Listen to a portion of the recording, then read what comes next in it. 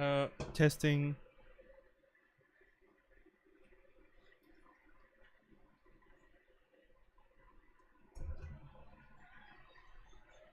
Testing, testing, testing, testing, testing, testing. Testing, testing, testing, testing, testing,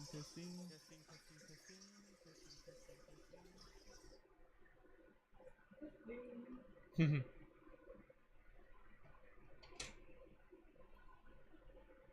Me too, baby. Can you see that? AI gave me a plan. Yeah, same as me. Oh yeah? Like that? Yeah. It's fun to look at.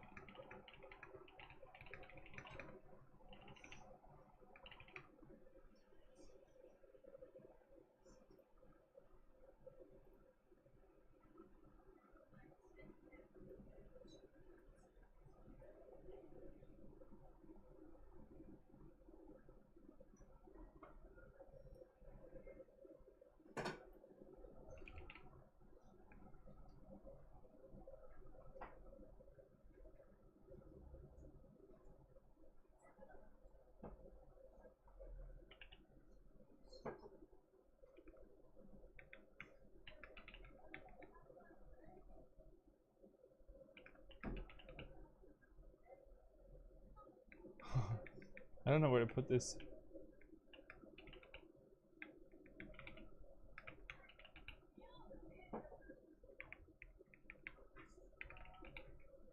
There you go.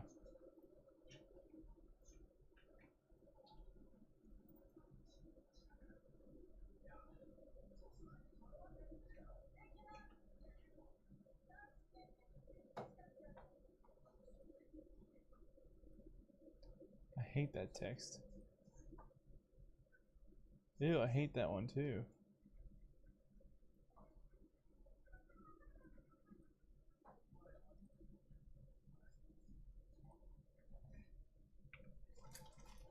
Oh, I like Calibri.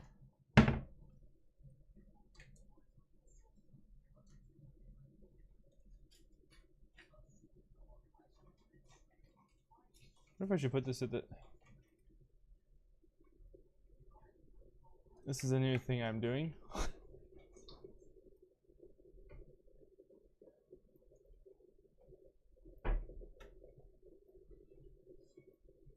There you go. I'm gonna copy that.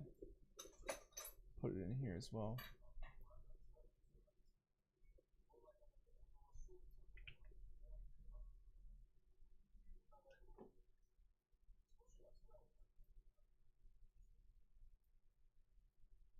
I need another one of these new colors.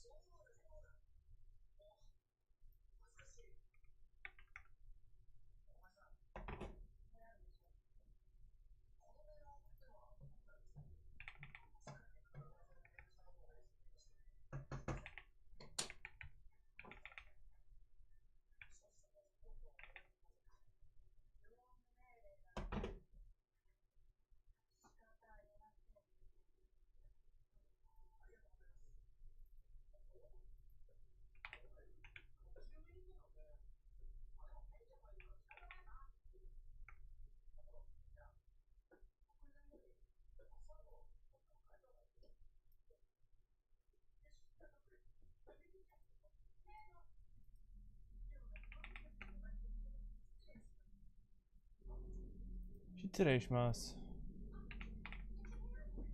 That's the right size, yeah.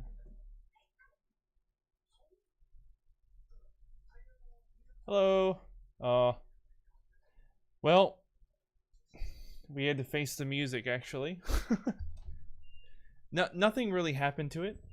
The thing is, I just have to, in terms of for a job, I just have to pivot.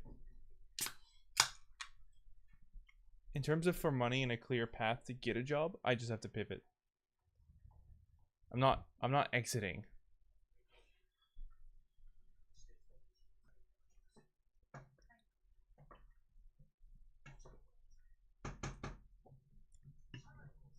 got a delicious Orient the Dark.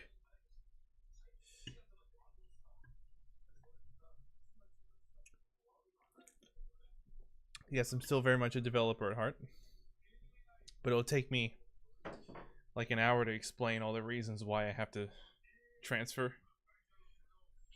So I'm not gonna.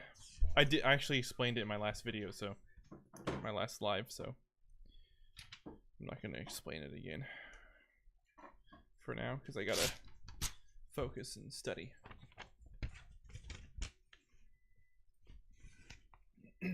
There's.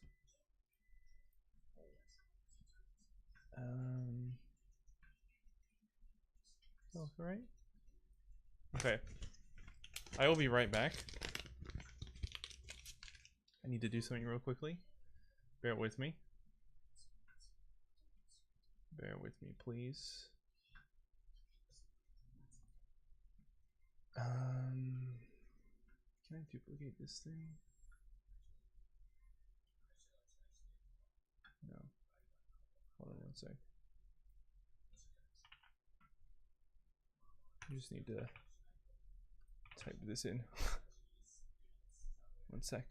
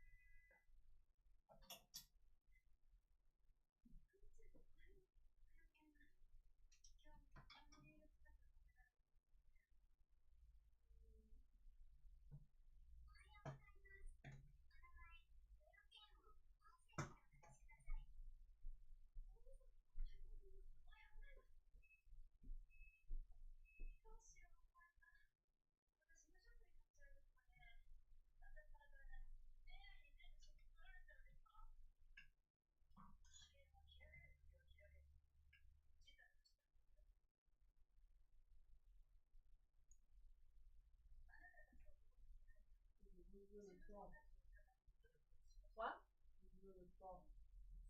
No, no, no.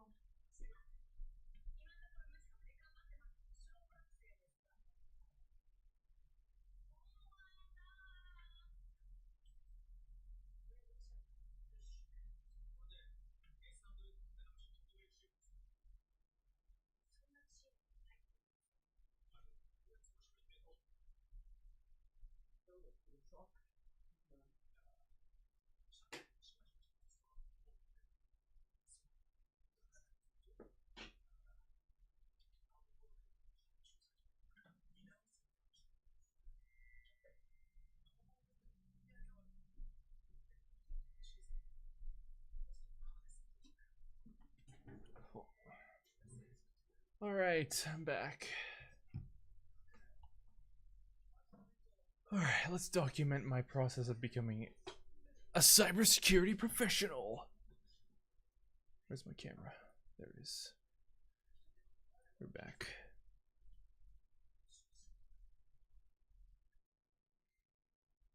I gotta get this hair out of my face. All right. Still in my face here. What the freaking hell, man? Ugh. Stay out.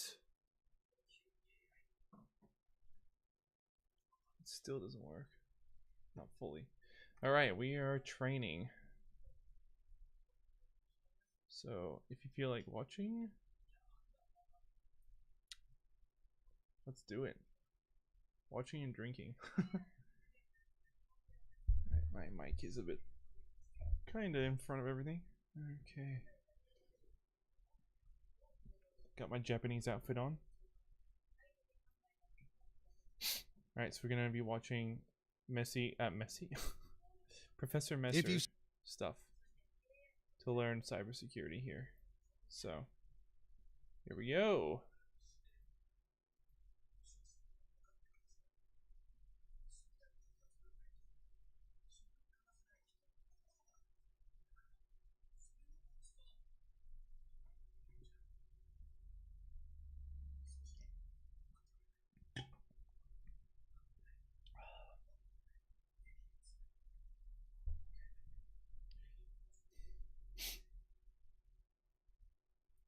Spend any amount of time in IT security, you know Here there we are go. many different security Gonna take risks notes that you on need this. to prepare for.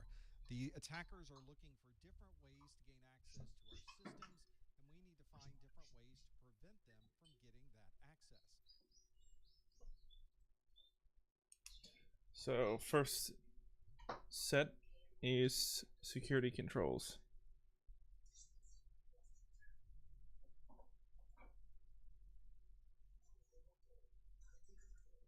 Security risks are out there, many different categories and types to consider. Assets are also varied. Data, physical property. But of course, we're not just protecting data, we're also protecting physical systems.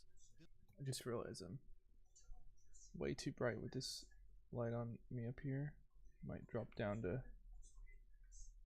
Is it too low? Yep. Let's go to that for now. Buildings, people, and everything in our organization.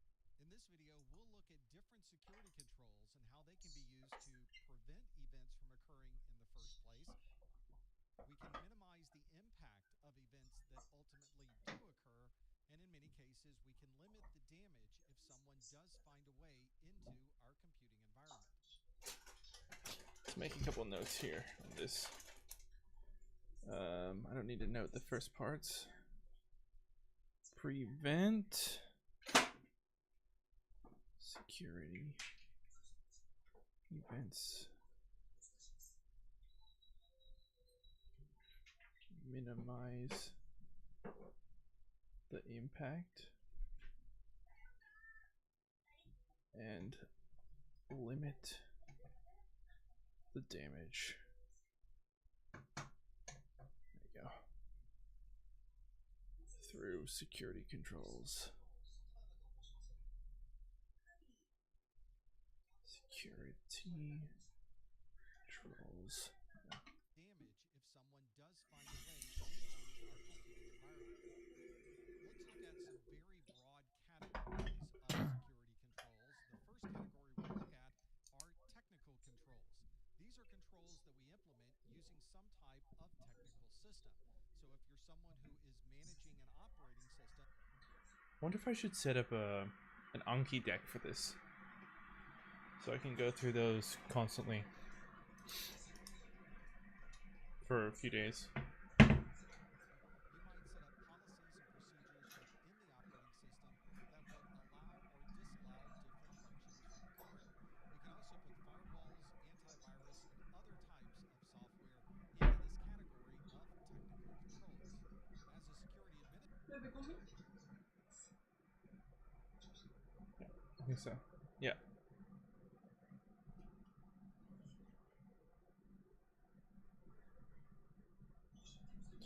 Operating system controls. Firewalls. Antivirus. Nice. Managerial controls.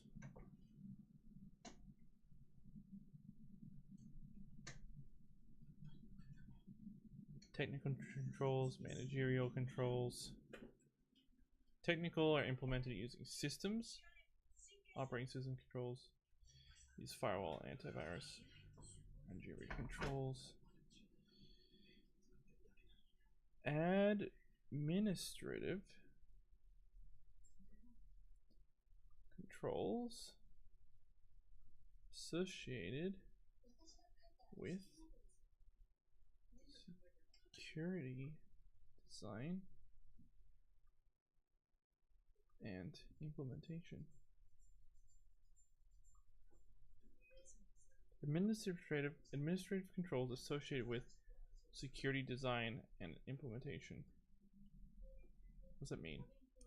Security controls, administrative controls associated with security design and implementation. Okay. Security policies and standard operating procedure. Nice. Administrator, you'll also want to create a series of policies that Might hide that background there. It's blocking most of the stuff. Actually, I might move everything down this way for the moment. There you go. Less block.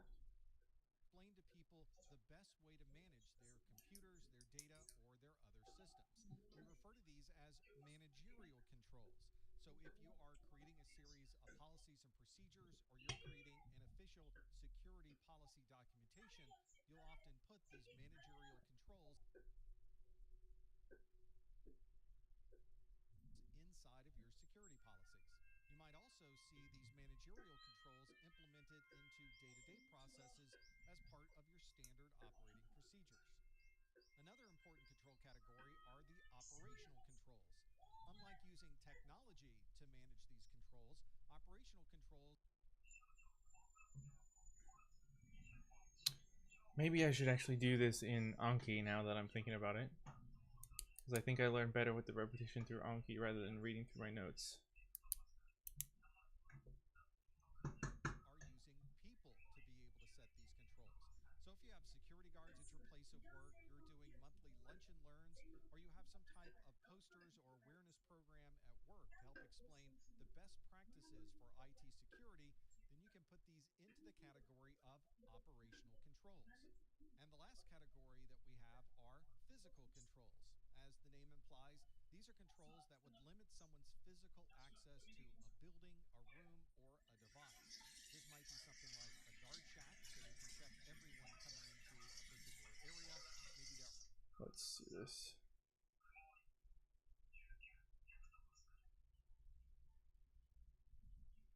Limit physical access. Guard check.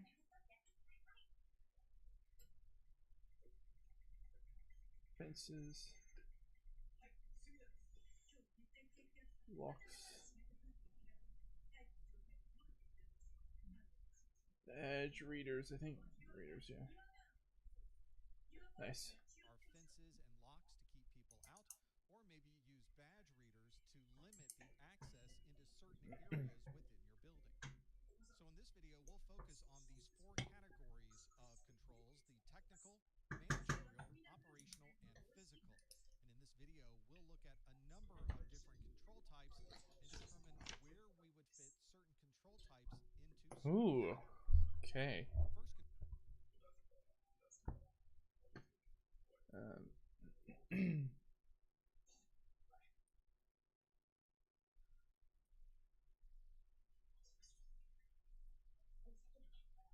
first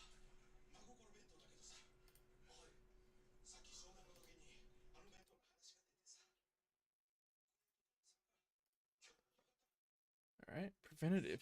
Here we go.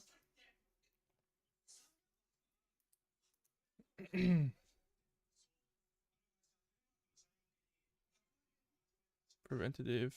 Can't write. Control types. control type we'll look at is a preventive control type. This is a Preventive? control type Is it not preventative?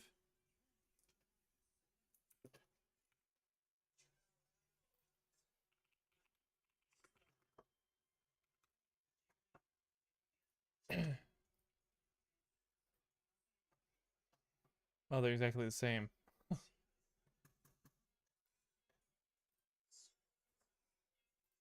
Preventive is more common. Huh. Preventive.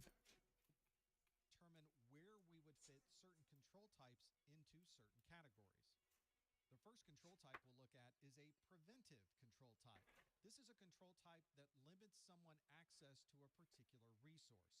You can think of this as something like a firewall rule, which would prevent somebody from gaining access to a particular area of your network, or it may be something that's more tangible, such as a guard shack checking everyone's identification as they come into your facility. A good way to test yourself Preventive. Prevent access. With firewall rules? Follow security policy.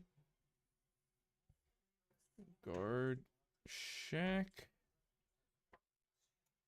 Checks all ID. Enable lock doors.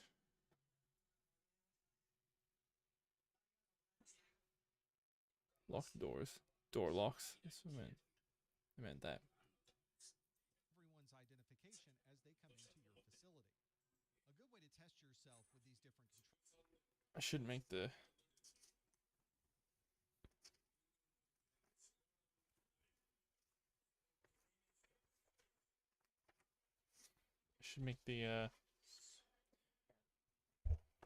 the graph here. Let's see. The graph? The thingy. Categories. Cat. Technical. Managerial. Operational. Physical. Ha.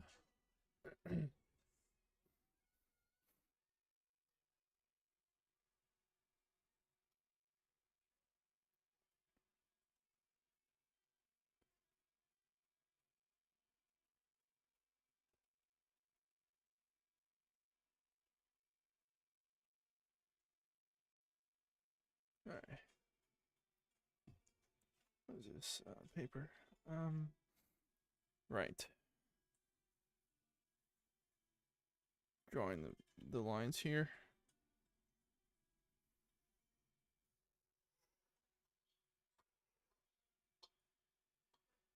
Category. Control type examples.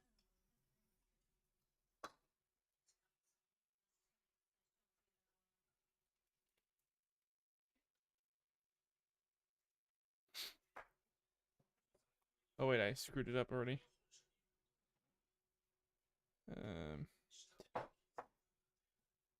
Preventive. Preventive. Technical is firewall. Onboarding policy is preventive for managerial.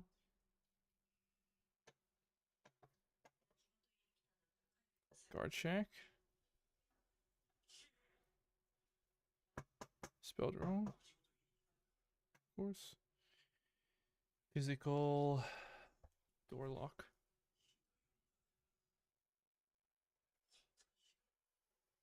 Yeah. Control types is to determine what category will a certain type fit into. So when we deal with preventive control types, we can look at firewall rules, and since those are handled at a technical level, then those would fit into the technical category. As we hire people, we may want to set a certain type of policy for onboarding, and those would be policies set as part of a managerial category. We've already mentioned a guard shack, checking everyone's identification, and since that's done by a person, we can fit that into an operational category. And lastly, we have door locks, which are physical devices preventing access to a room, so that would fit into the physical category. Another important control type is a deterrent. And although a deterrent may not prevent someone from accessing a resource, it may give them a Deterrent is next.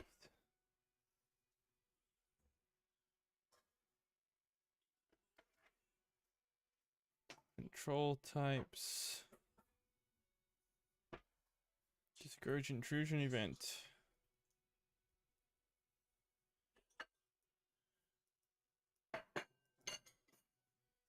God, I hate writing. does not directly prevent access. Discouragement or have them think twice about the attack that they're planning. For example, when you start an application, there may be a splash screen that provides security information and restricts people who are not authorized from gaining access to that system. Or there might be the threat of a demotion or a dismissal if somebody gains access to data that they should not be accessing.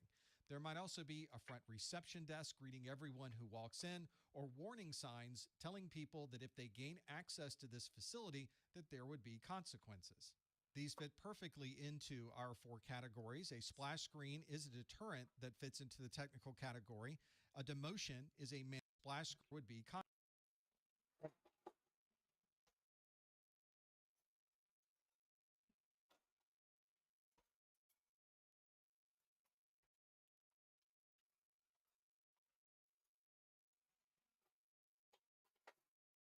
consequences. These fit perfectly into our 4 categories. A splash screen is a deterrent that fits into the technical category. A demotion is a managerial category. The reception desk fits into the operational category, and the warning signs are a physical deterrent. Splash screen.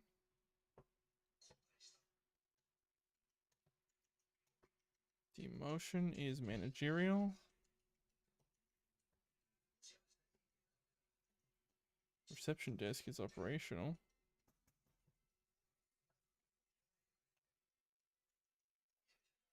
Warning signs.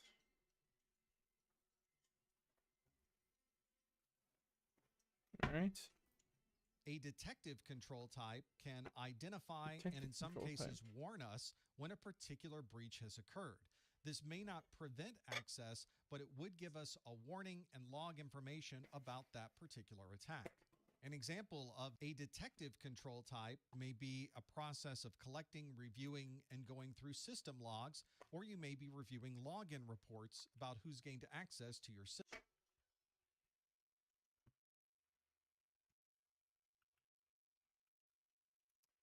Apparently my keyboard is dying, so I better plug that in.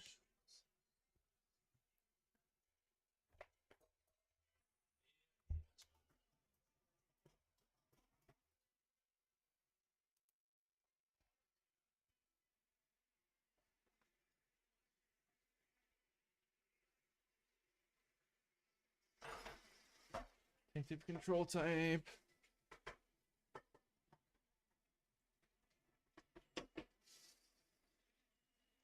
Identify and log intrusion attempt may not prevent access.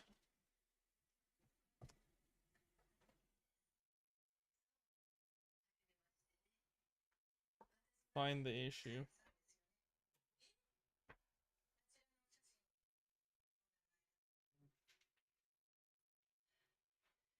Collect and review system log.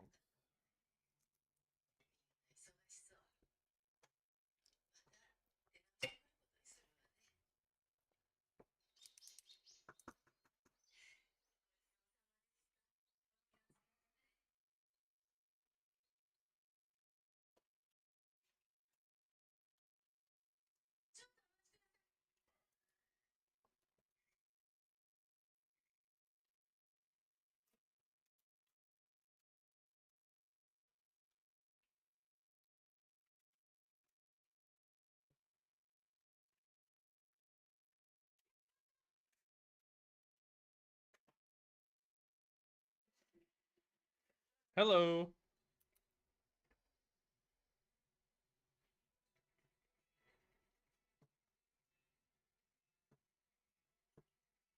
Long time no see.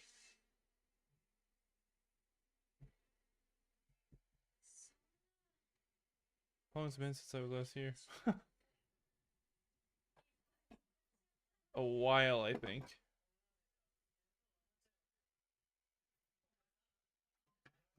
Probably months. No, it was only the other week, wasn't it? Didn't you? Was it you who popped in to say hi? Oh no, that was someone else.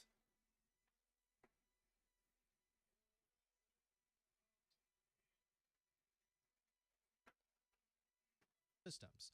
There might be someone patrolling the property looking for cases where someone might have broken into your facility, and you might have motion detectors so that you're automatically notified if something is moving No, you weren't. I misremembered. in an area where normally there should be no motion. The system logs that are detailing everything that's going on in your systems would fit into the technical category. Someone reviewing login reports every day or every week would fit into the managerial category. Someone patrolling the property would be an operational category, and then the motion detectors provide us with a physical category. If there is a notification that someone has with a physical category. Review login reports is managerial? Really?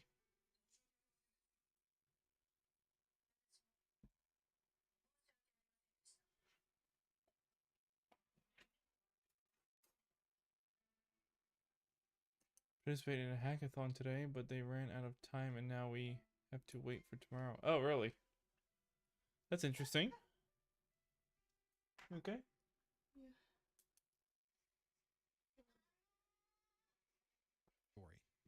If there is a notification, You need more time? The whole thing ran out of time? The whole event? Corrective.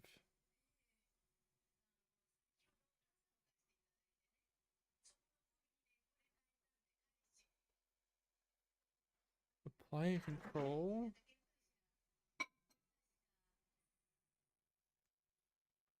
After an event has been detected. Corrective. Reverse. Yep, the adventures ran out of time since they were more participants than expected. Oh, I see. Reverse. How you guys going with it? You almost done though? Or are you utilizing the extra time? Did you all start at the same time?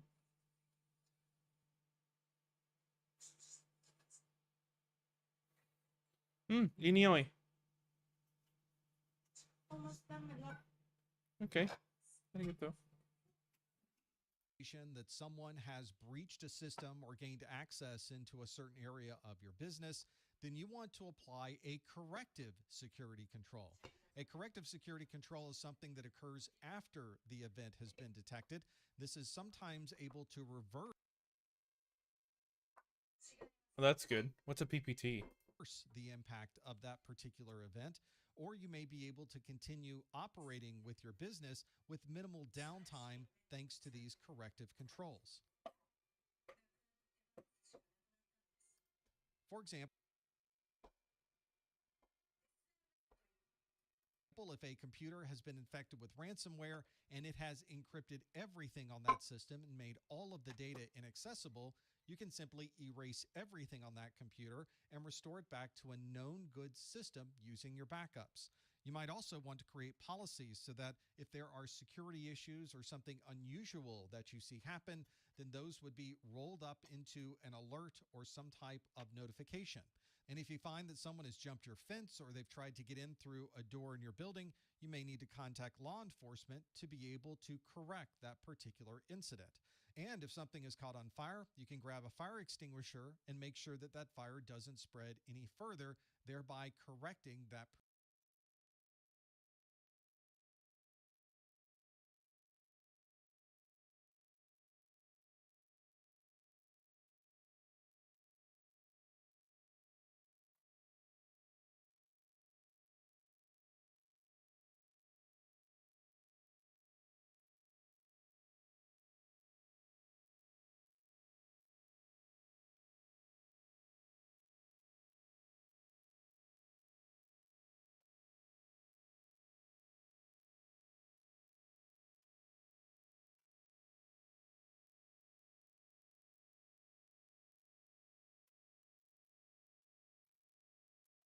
presentation, PowerPoint. Basically about a centralized alumni data management and engagement system. I like that. That sounds good. Particular event. And as you might expect, those are grab a fire extinguisher in your building. You may need to contact law enforcement or some type of notification. And if you find that someone has jumped your fence or they've tried to get in through a door in your building, you may need to contact law enforcement to be able to correct that particular incident. And if something is caught on fire, you can grab a fire extinguisher and make sure that that fire doesn't spread any further, thereby correcting that It's so particular generalized. event.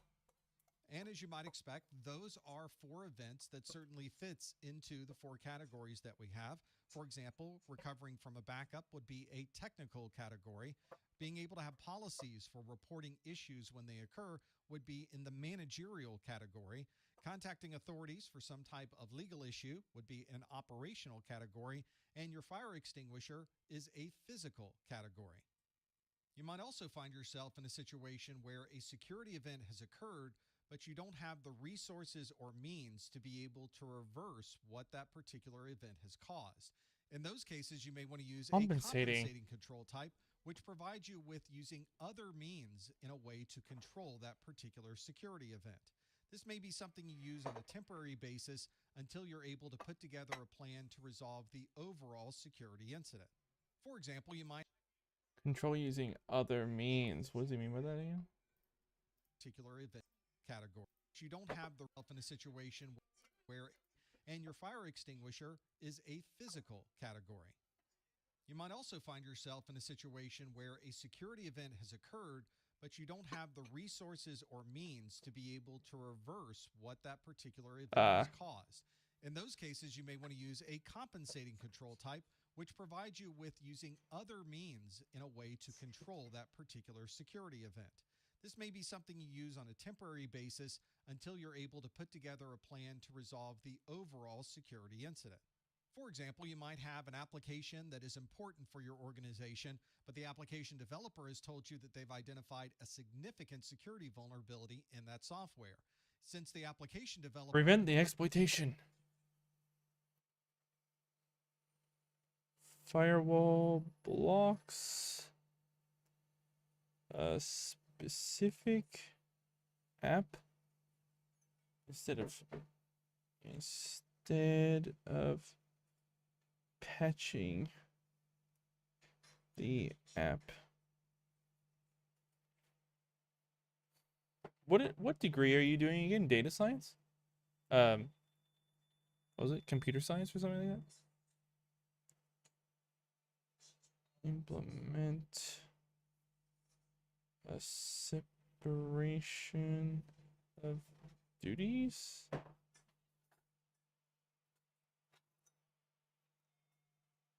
Require. How do you get to my love? Wait. Hi. Thank you.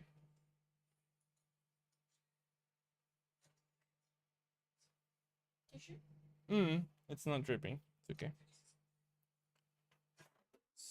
Simultaneous guard duties.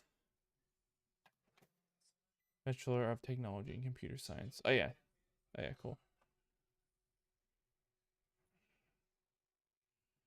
Generator Rex.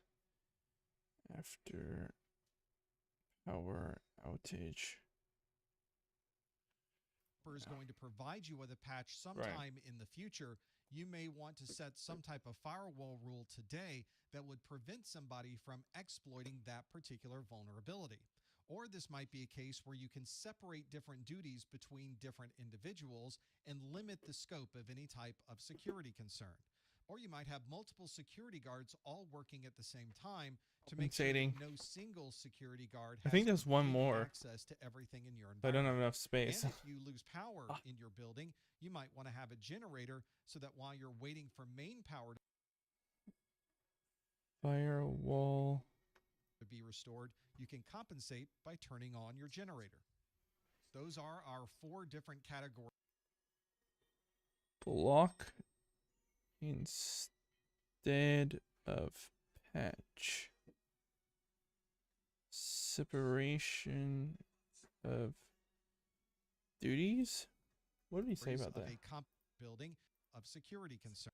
To set some type of firewall rule today that would prevent somebody from Go to iOS dev job at HCL. Oh, that didn't go through a long time ago. They never contacted me after that. So, what can you do? I'm swapping just because I can get a clear path to a job right through this. But once I have a job, I can go back to doing more dev stuff. Exploiting that particular vulnerability. Or this might be a case where you can separate different duties between different individuals and limit the scope of any type of security concern. Where you can separate different duties between different individuals and limit the scope of any type of security concern. I want to write that down. Limit scope of security concern. Like that. Require simultaneous guard duties. Or you might have multiple security guards all working at the same time to make sure that no single security guard has complete access to generator categories of a require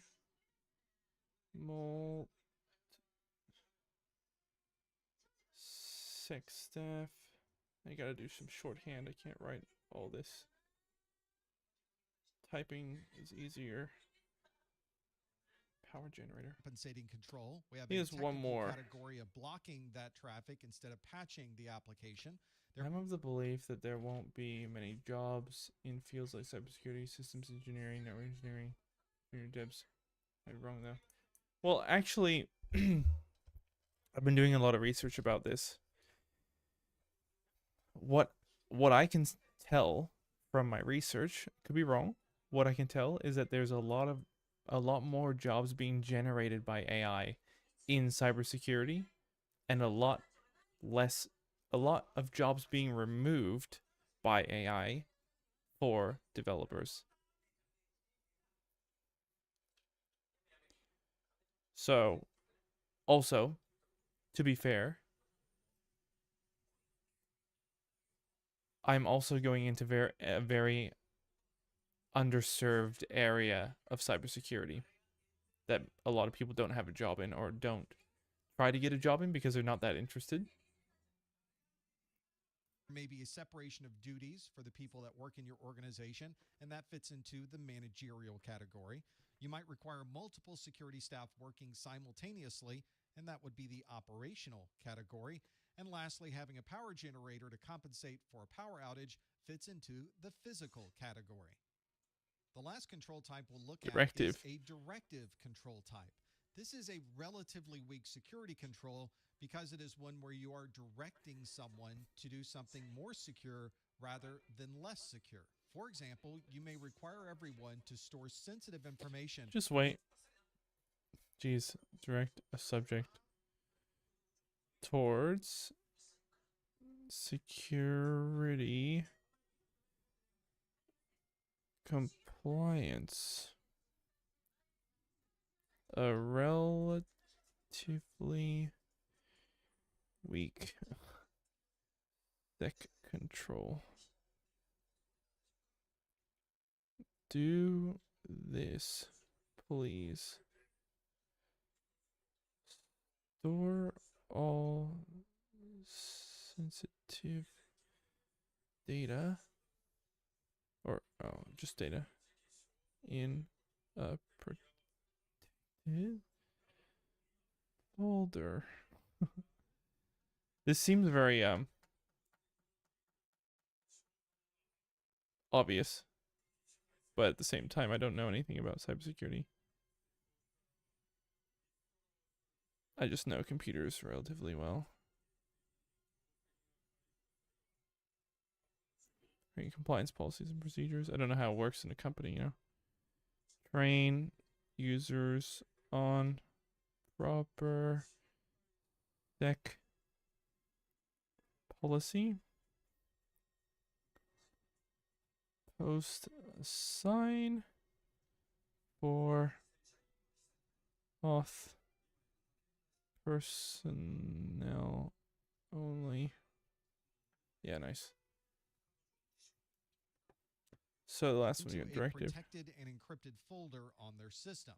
This requires the user to make a decision about what data may be sensitive and what data may be non-sensitive, and then they are directed to store the sensitive information in the protected folder. As part of our Okay. Is it spicy? Thank you. security policies, we may want to add compliance.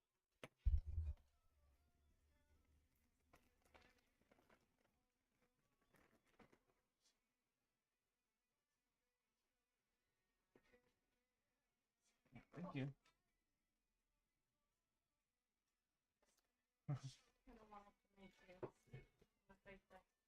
Thank you, my love. It probably won't be anyway because it exists in there. Oops. It's supposed to not spicy. It's supposed to not spicy. Did you get a different one than last time? Yes. Oh. I wanted to flip it. What? What's it? It's Backwards? Oh, no wonder it's not working. Wait, it's backwards? yeah, backwards. Really? You needed to first in and then out. I did it, but it was backwards.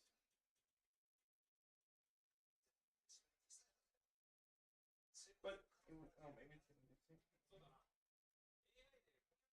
No, more farther. Yes. Like tighter? Yes.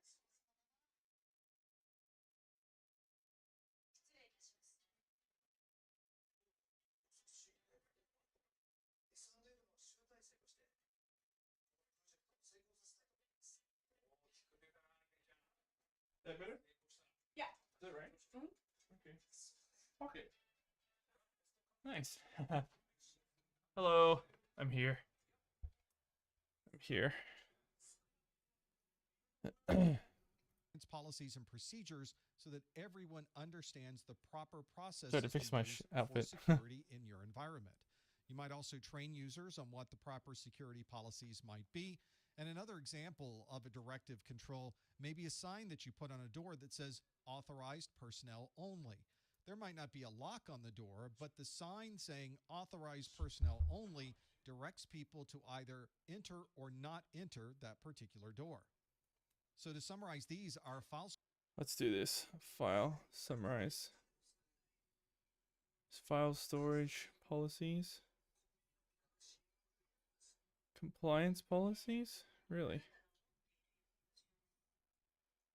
That's why they're weak. They do nothing, really. File storage. Still coming undone, my shirt, jeez. So you do remember your YouTube password. I thought you forgot. Oh, you're so funny. I'm logged in every day.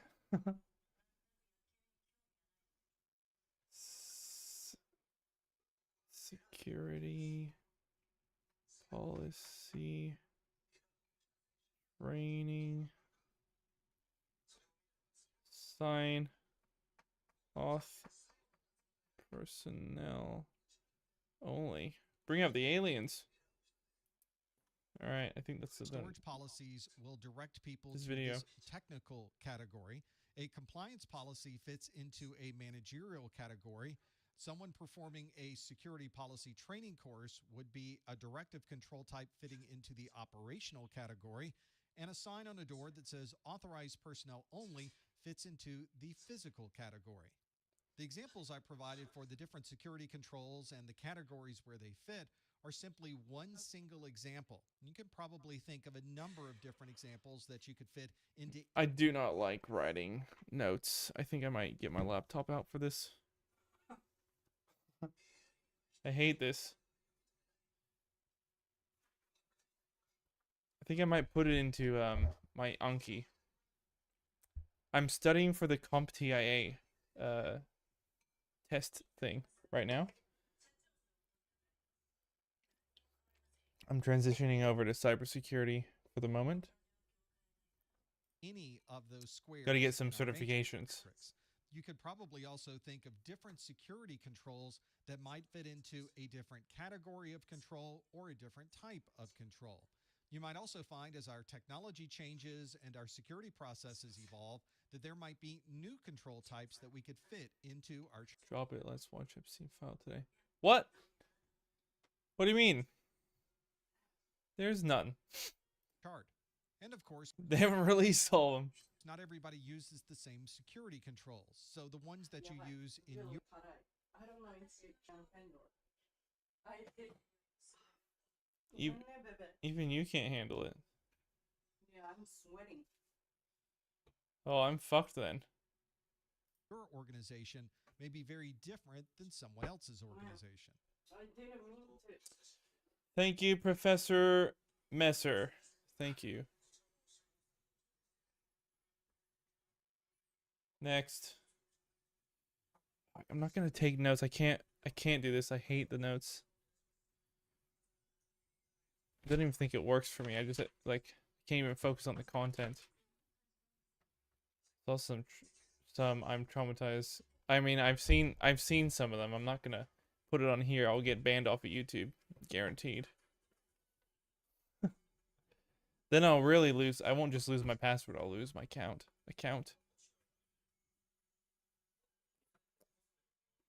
I think I need to do this in, what's it called? Anki. So I'm just gonna watch some videos today, make some notes later. I already watched this one today, so. Oh, we got through it again. CIA triad is an easy way I'm gonna eat dinner while I watch this. The fundamentals of IT Got security. some Sometimes Japanese curry. I'll show you real quick. Japanese curry with, well, I had to put Parmesan on it because of the spiciness that apparently it has. Got eggs, some meat, some beef, what's it called? Beef yakitori? Yakiniku? Hakone? Hakone? What does that mean? Hakone Matata?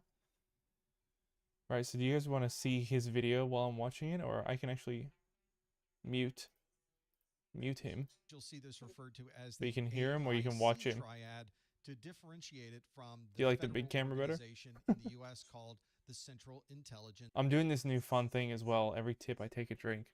I've got drinks here. And if anyone tips me anything, I'm gonna take a drink. That's it? I mean, could I? No, Laughing?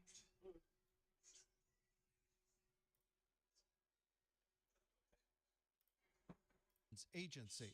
But since it's so easy to remember CIA, we often refer to the CIA triad instead of CIA the triad. AIC triad. The triads. Keep in mind that the CIA triad has nothing to do with the CIA being the Central Intelligence Agency.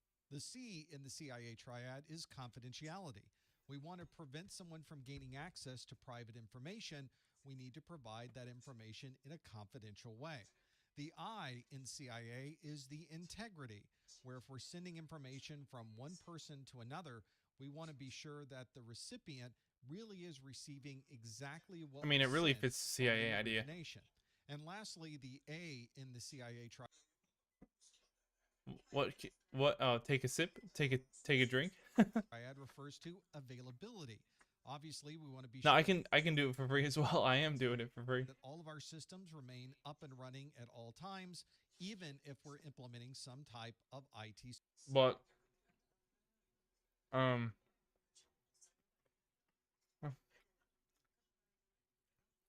take an extra drink, you know? security.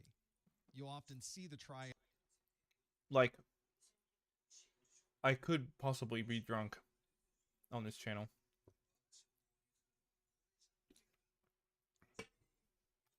written as a triangle, and each leg of the triangle has the confidentiality, the availability, and the integrity listed as the security objectives associated with the triad.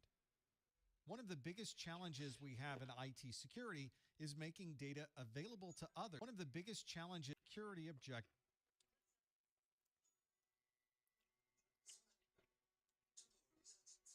I bet you in the test they have this triangle, and you have to fill in the words here for CIA. Associated with the triad. One of the biggest challenges we have in IT security is making data available to others, but making sure that availability is only to the right people. We refer to this as confidentiality. One way that we provide this confidentiality is through encryption. We can have one person encrypt data, send it to someone else, and that other person can then decrypt that data to be able to see the original plain text. Obviously, anyone in the middle who happens to get access to that encrypted data has no idea what's on the inside, and if they were to look at that data, they would not be able to discern anything. Me or the video?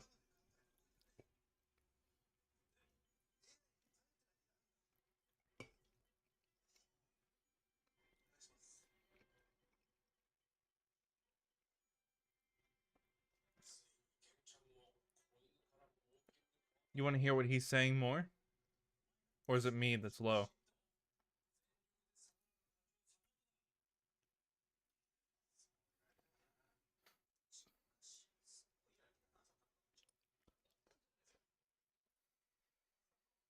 Not too bad, baby. Not too bad. Oh, you got that. Thing important from that information. Look at that original and through but making sure that availability is only to the right people. We refer to this as confidentiality. One way that we provide this confidentiality is through encryption. We can have one person encrypt data, send it to someone else, and that other person can then decrypt that data to be able to see the original plain text. Obviously,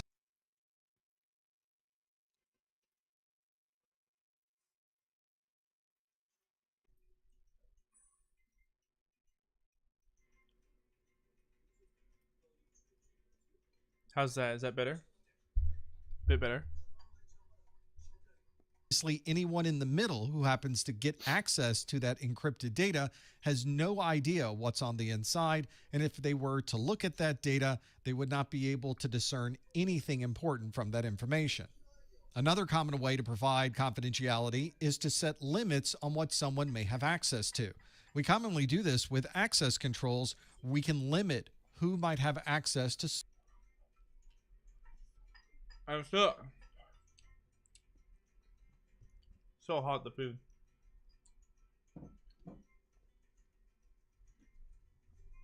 I need to mix it up with the rice. It's so hot right now.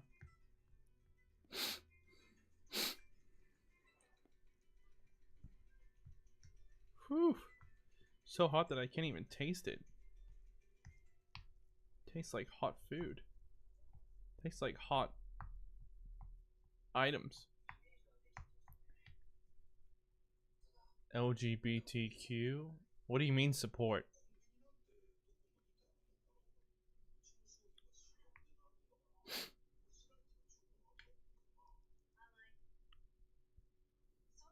Also, what do you mean by holy ads? Is there a lot of them?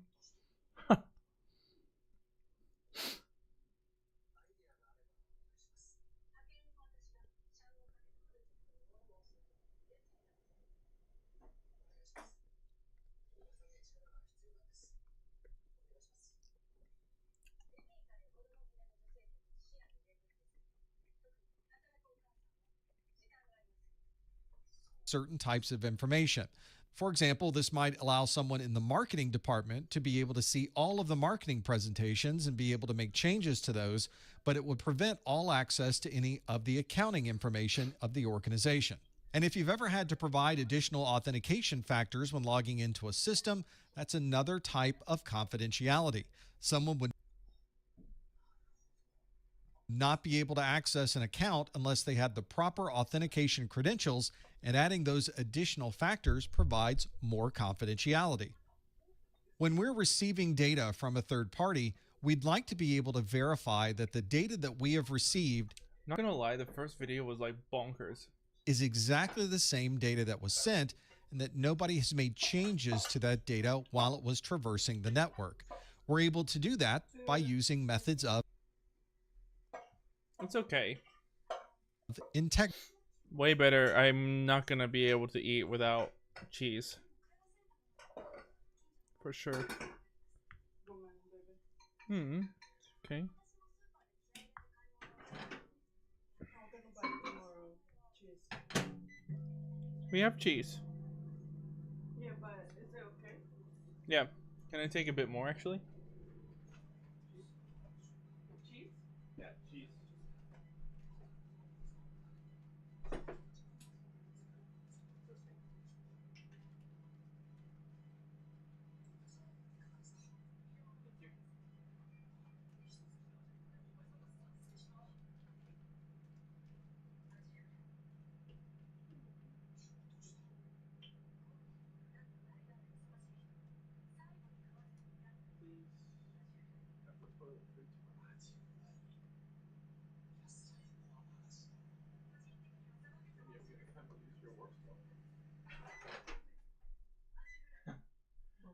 Ah.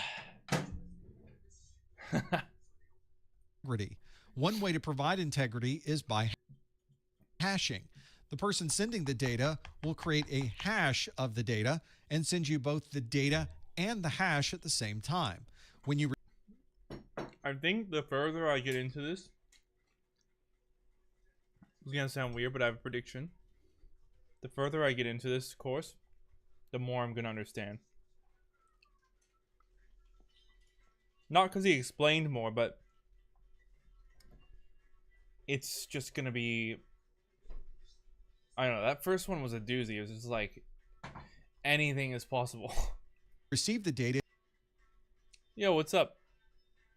you'll perform the same hashing function, and if your hash matches the sender's hash, then you know the data that you've received is exactly the same as the data that was sent. We can enhance this integrity by including a digital signature when we're sending data, which takes a hash and encrypts it with an This part is actually pretty asymmetric interesting. encryption algorithm. This means that we can check to make sure that none of the data has changed, and we can confirm the person who sent the data. That provides an additional level of integrity that could be important if you're sending very sensitive data. It's also common Thank to you, use Professor Messer, for making this free. certificates to be able to identify devices or people and provide additional factors of integrity, especially. How many views does this have? Oh, really? Only 775k? Oh, wait. Wait. This is so funny.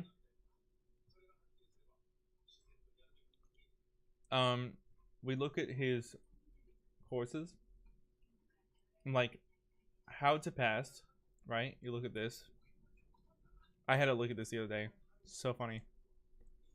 2.2 million views on this one. 2.2 million views. How this is the first video. You go to the second one.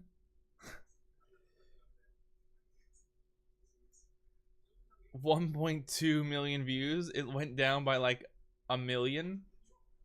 And then you get to the third one. 775k. So many people dropped off. Holy moly. Because I don't have a job. And I don't have any apps making money yet. Unfortunately. So I have to pivot because the knowledge I have, it's hard for me to get a job. No one is really hiring except for Apple, kinda. And then I'm lucky if I can get Apple to give me a, you know, a junior job. So it's not like I've given up, but I just have to kind of swap at the moment to make some money. I know a lot of people are asking me that.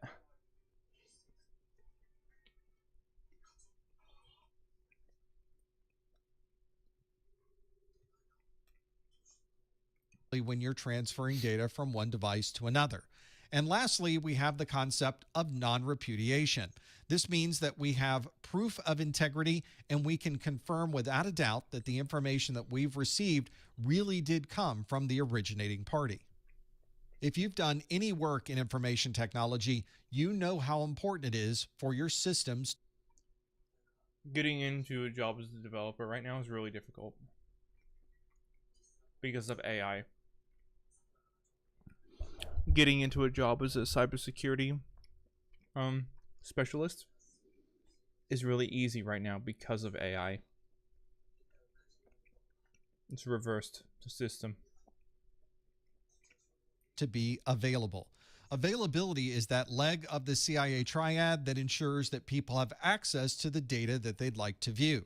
One way to provide this availability is to have systems that are designed to always be up and running. We might combine this with a system that has fault tolerance, where we have multiple components, and if one of those components fails, the other component can pick up and continue to operate normally. And of course, if you're concerned about systems being available, you'll constantly need to make sure that they are managed and updated by patching those systems.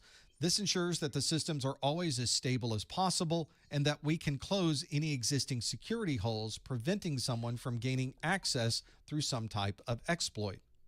Ooh, another video down. Even though I watched it earlier today, that one.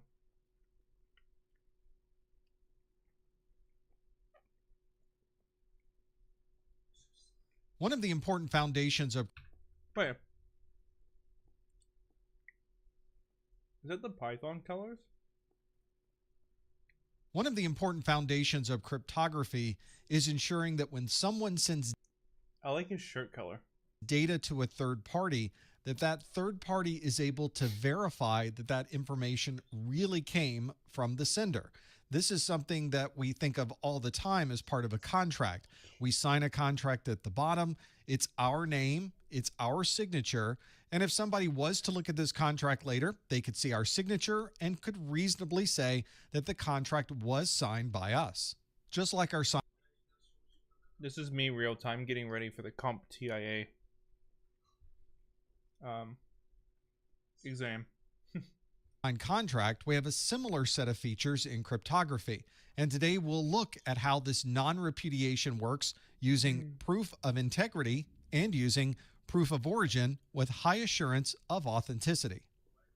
Proof of integrity means that any data that we've received, we can verify that it's exactly the same data that was originally sent. This means that our data is accurate, consistent, and we know that nothing inside of the data we've received has been changed. In cryptography, we can accomplish this by using a hash. A hash is a short string of text that we can create based on data that is contained within the plain text. This is sometimes referred to as a message digest or something like a fingerprint.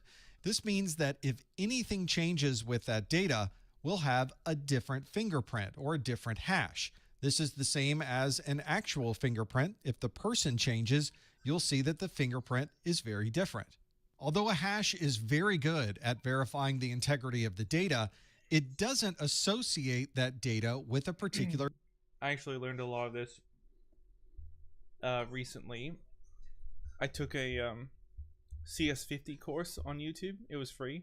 Intro to Cybersecurity. I watched it on 1.5 times speed. And I got 7 hours, 8 hours down in...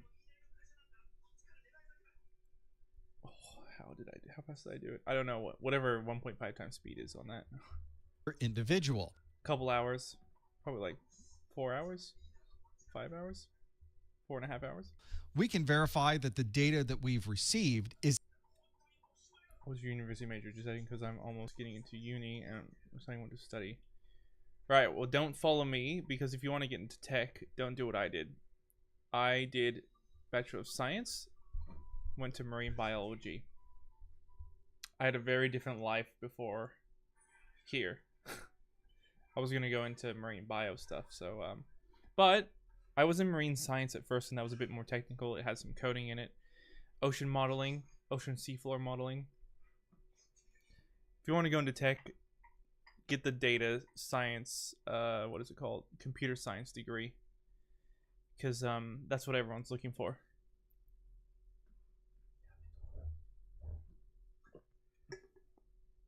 But at the same time, I wouldn't recommend uni because it's a waste of time and money. You can learn everything you need to know and get a job without it, without putting yourself in debt and having to pay for it. That's what I'm doing now. Hopefully I'll have a job in cybersecurity in maybe maximum 6 months, hopefully 4 months. That's what I'm aiming for. I mean, I became a developer, but not.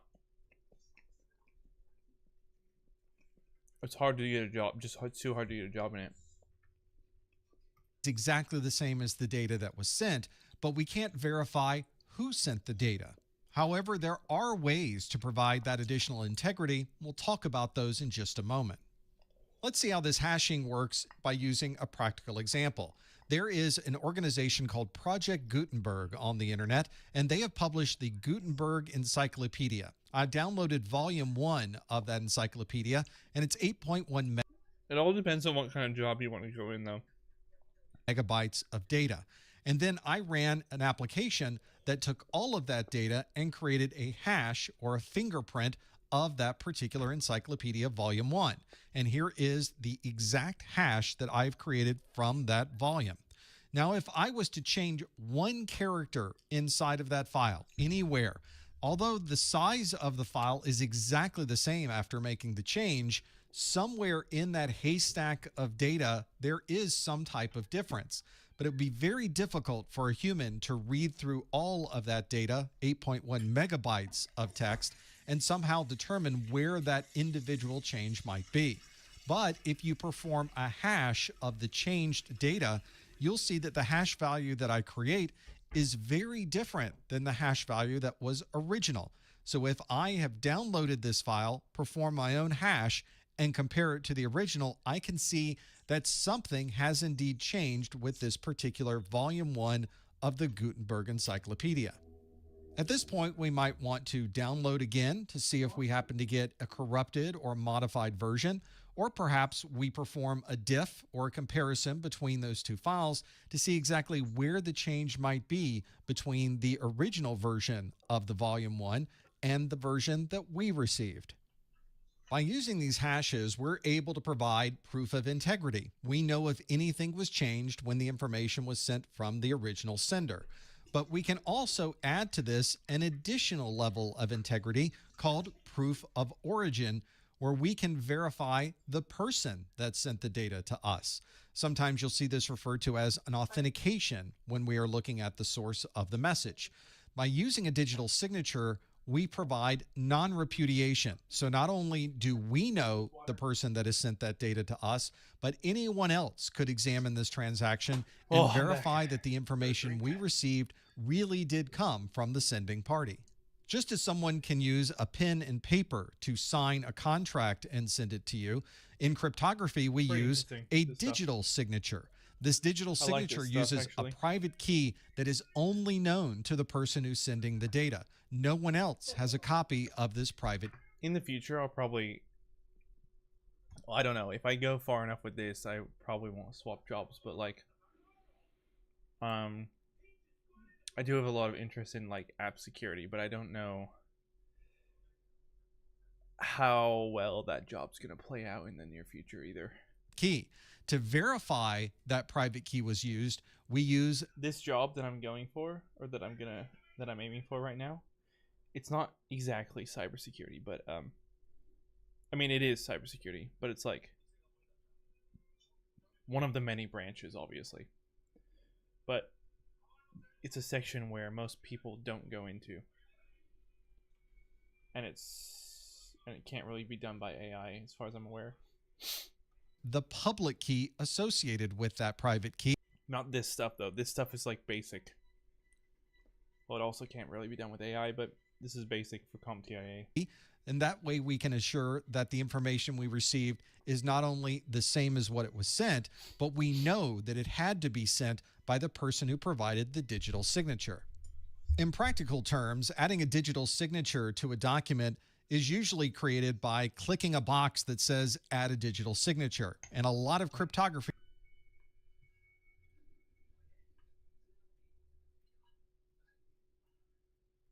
The GoPro. happens behind the scenes. Let's lift the hood a little bit and see what that process might be that's taking place when you check that box to add a digital signature. We'll start with a conversation that's occurring between Alice and Bob. Alice is sending a message to Bob that says, "You're hired, Bob." And the first thing that Alice will do is provide a digital signature before she sends it. The first thing that happens when she clicks that checkbox for the digital signature is that a hashing algorithm creates a hash of that plain text. In this case, the plain text is, "You're hired, Bob." Once that hash is created, we now need to have some way to verify that it really came from Alice. And since Alice is the only one with her private key, we're going to Has anyone ever seen any of that this before? Do you guys do any cybersecurity stuff at all? hash with Alice's private key, take that encrypted hash, send it along with the plain text so that Bob is going to receive a message that says, "You're hired, Bob," and then attached to that message is a digital signature. In most cases, Alice is going to send that message over to Bob using email or some other type of electronic delivery. Bob is going to receive exactly that message that was sent. It says, "You're hired, Bob," with the digital signature included with it. Bob is going to use Alice's public key, which is a key available to anybody, and he's going to examine the digital signature and decrypt it using that public key.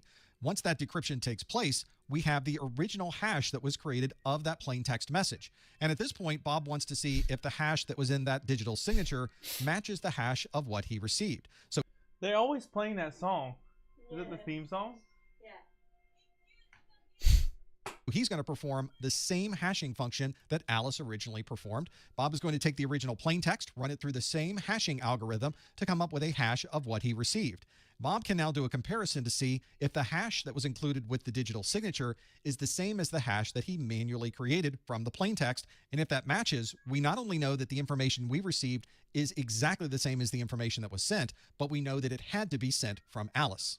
As I mentioned earlier, this entire process of creating a digital signature and verifying the digital signature is something that's usually created through clicking a button on your screen, or it's something that happens automatically. You normally never see this process occur, but having an understanding of the digital signature process and the verification of the digital signature process can help you better understand the integrity that we're looking for and the proof of origin that's so important when working with transactions like this. This is interesting because he doesn't explain it that well, that part.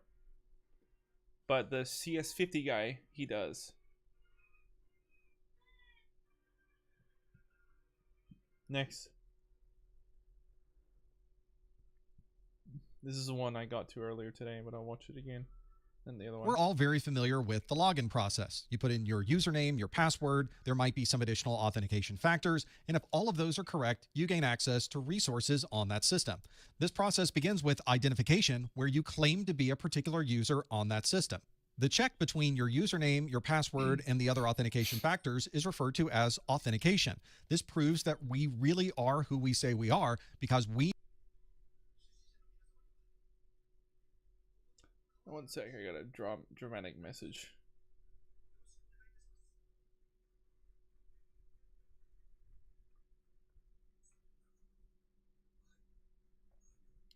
My friend just sent me a dramatic message. Hold on. Something weird's going on.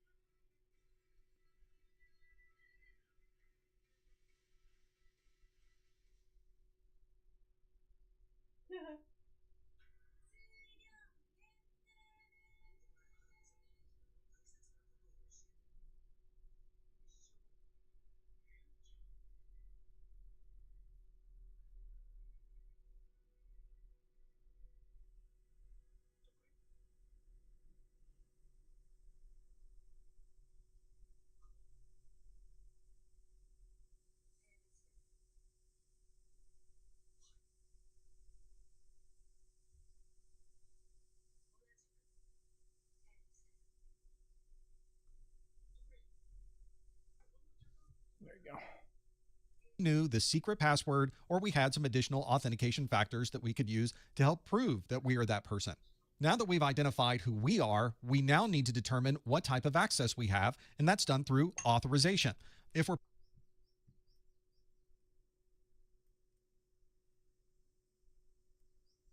That doesn't need to be so big. part of the shipping and receiving department,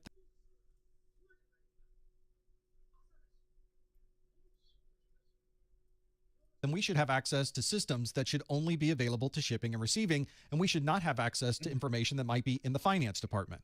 And of course, all security systems need to have a log of exactly what happened. So we need to know what time someone I'll logged need to know the AAA framework, authentication, authorization, accounting. in, Sure. how much data may have been sent or received, and what time this person logged out. We refer to this entire system as the AAA framework, and this refers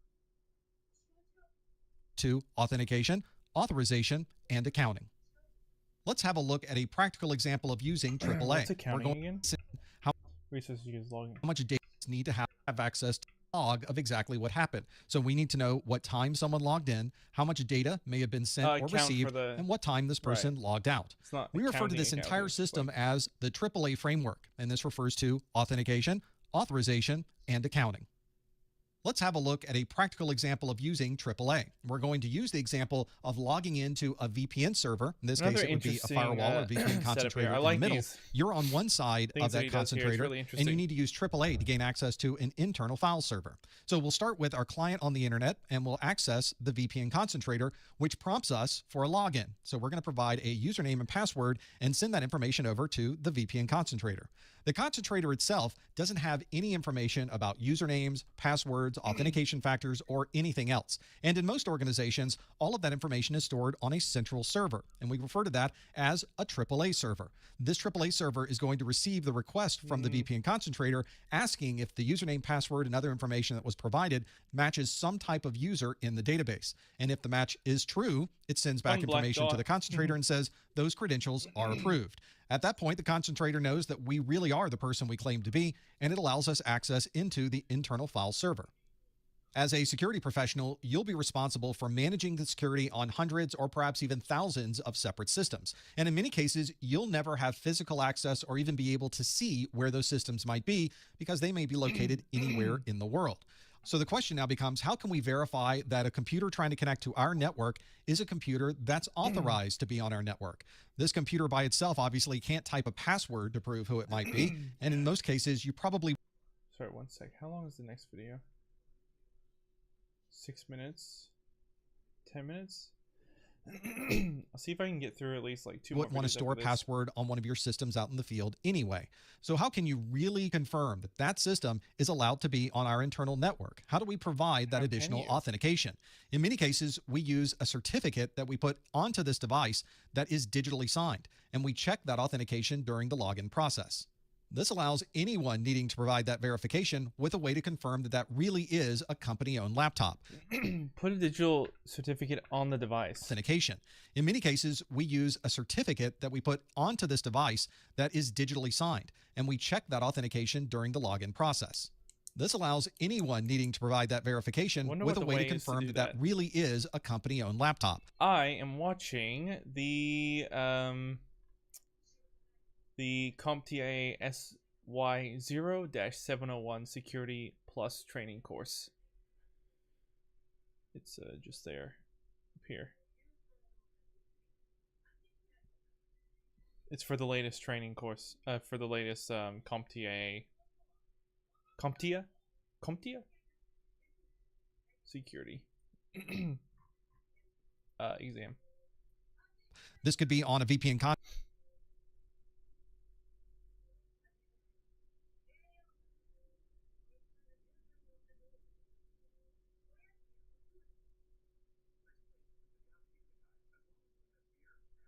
No worries, man.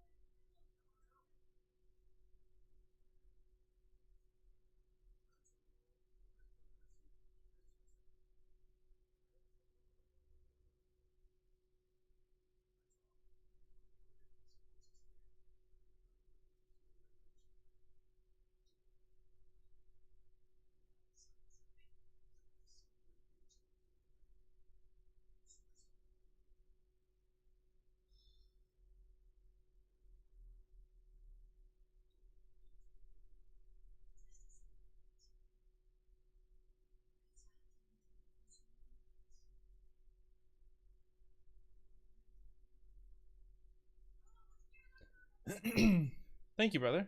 concentrator Why'd you ask anyway? so that it can verify that the device is Are you going to start watching it as well? a company-owned laptop.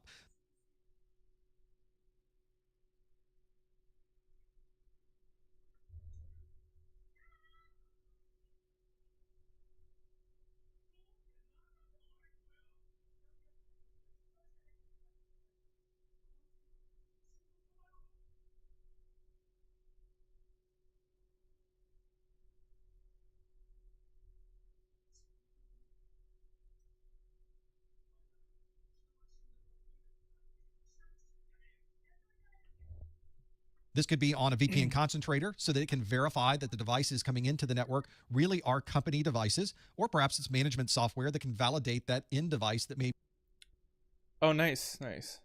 Yeah, this is. Yeah, it's so hard to understand what the hell to do in the beginning, right? I finally figured out this was kind of pretty much the starting point. be either on our local network. Yeah, I've got a whole plan set up now. Finally, took a while to figure it out. Took a couple days actually to figure out what the hell to do. There's so many people with conflicting information. Network or anywhere in the world.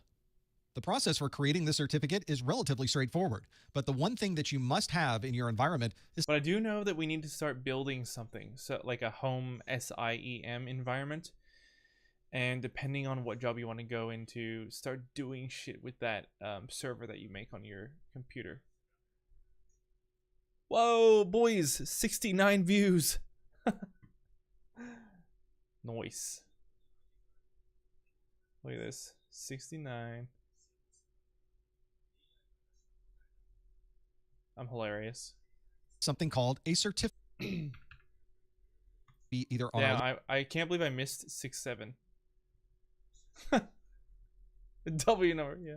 Local network or anywhere. Oh, we're back to 70. In the world. The process for creating the certificate is relatively straightforward, but the one thing that you must have in your environment is something called. An organization has a trusted certificate authority. Called a certificate authority, or a CA. This is a device or software that is responsible for managing all of the certificates in our environment. On the CA itself, you would create a certificate just for that laptop. That certificate is now digitally signed by the certificate authority so that later on we can verify that it really is an original certificate from our certificate authority. Now we put that certificate on the laptop, and anytime we want to perform an authentication, we can. Up. What is a... Let's go into Claude. I don't want to ruin my map. What is a cert... Actually, let's use the free Gemini. What is a certificate authority? What is it an example of?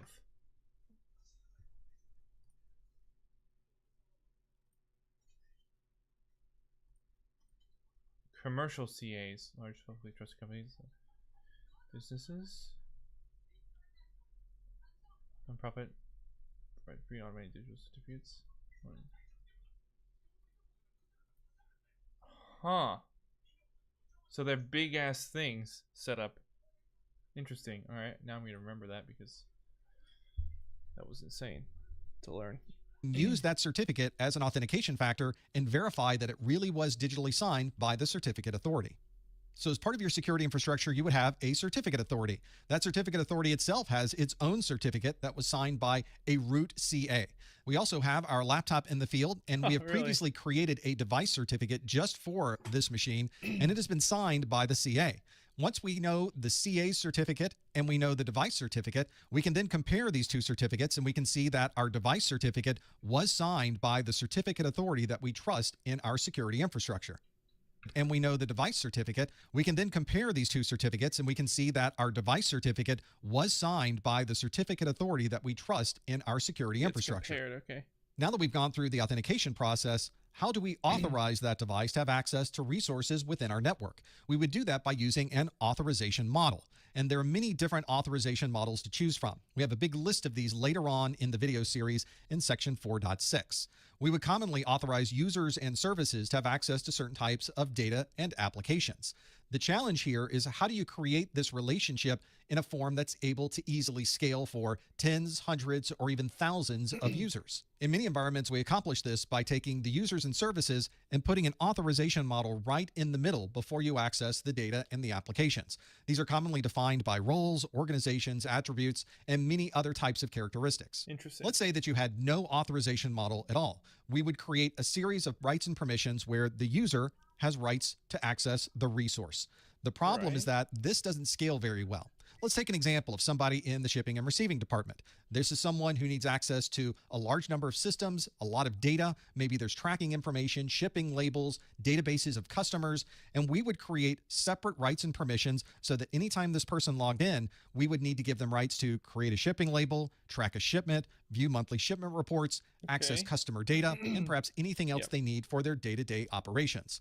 Now, if this is the only person in shipping and receiving, this is a relatively easy process. But what if you're part of a larger organization that has tens or hundreds of people in shipping and receiving? You can see it would be difficult to take every single user account and manually set up rights and permissions for every single resource that they need access to. In this case, there's only 3 resources, but imagine if there were tens or hundreds of resources, you would need to set those up for the tens or hundreds of users. You can see now why this would be very difficult to scale. To be able to scale, we would need to use an authorization model. Sometimes you'll hear this referred to as an abstraction that allows us to separate the users from the information they're trying to access. This greatly streamlines the process of administering these large number of users or large number of resources, and we can support a very, very large infrastructure just with a very simple set of abstractions. Here's how this would work. We'd have the same user in shipping and receiving, and we will add them to a group called shipping and receiving. We set this group up originally so that anybody added to the shipping and receiving group would have access to create a shipping label, track a shipment, view monthly shipment reports, have access to customer contact information, and anything else you would need in shipping and receiving. Now let's add in our tens or hundreds of users. Instead of manually mapping every single user to the individual authorizations they need, we just simply add all of the users to the shipping and receiving group. With this one single addition, we can give tens or hundreds or thousands of users access to the resources they might need, regardless of how many users there are and this isn't that far off coding after all. regardless of how many resources they need to access. I think cybersecurity people also use like Python as well, so I probably have to learn that. As the name implies, a gap analysis is a study of where we are versus where we would like to be. And in the world of IT security, we are constantly performing gap analyses to be able to understand exactly what security is going to be needed in the future. Although this is very simple, I've never thought about this. I've never thought about that. is where we would like to be. And in the world of IT security, we are constantly performing gap analyses to be able to understand exactly what security is going to be needed in the future. Makes sense. Although this is very simple to explain, it's a relatively complex process to perform the analysis of what's actually going on in your environment and putting together a plan of how to get from where you are to where you're going.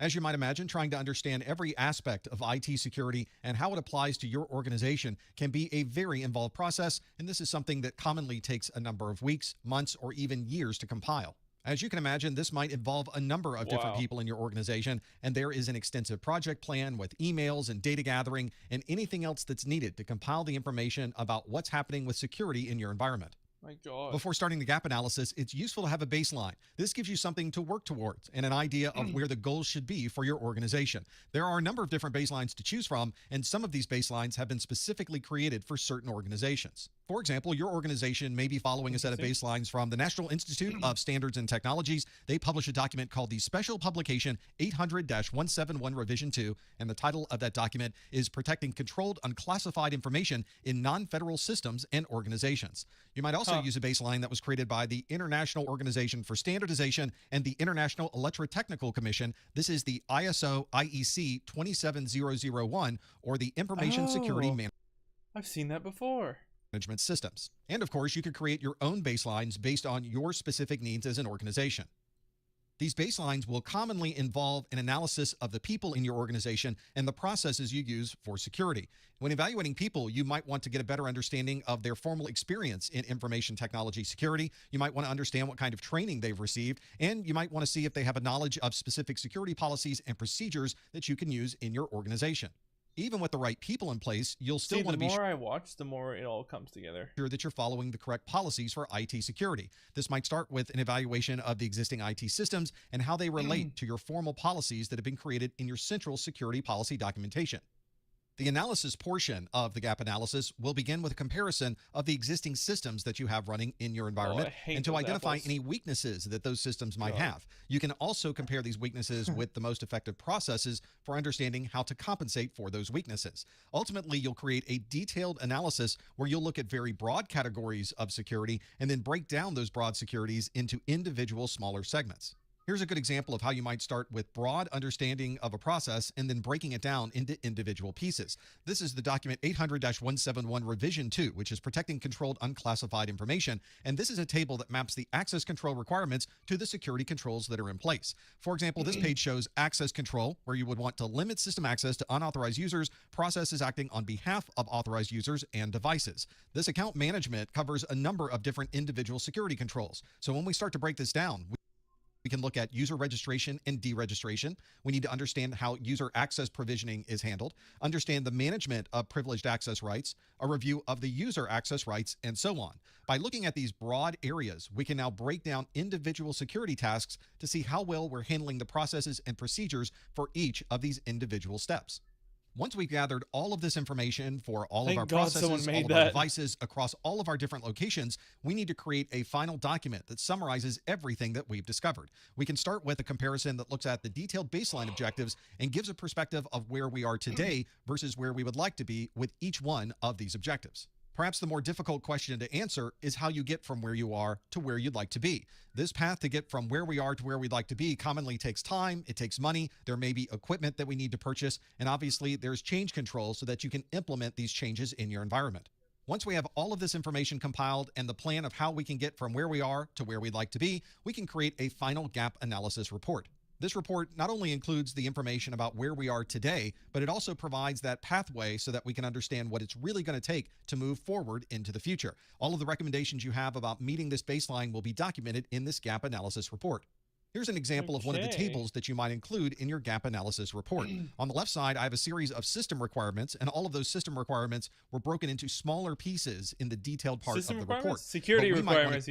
Get a much broader understanding about all of our different remote sites and how they are compared to the ultimate baseline that we would like to reach. For example, our organization might have 7 different locations, and we've performed a gap analysis across all of these system requirements for all 7 of those locations. The locations that are relatively close to meeting the baseline, we can mark with a green color. Anything that might be in the midpoint, we can mark as yellow, and locations that need a lot of work to be able to meet our standardized baselines, we'll mark with red. So if we wanted to have the biggest impact on improving our security, we may want to start with the locations and security requirements marked in red, and then move to the ones marked in yellow, and then finally the green. The report obviously will include extensive details about why these colors were used and provide a summary of how we can implement security controls to better meet the goals of these baselines.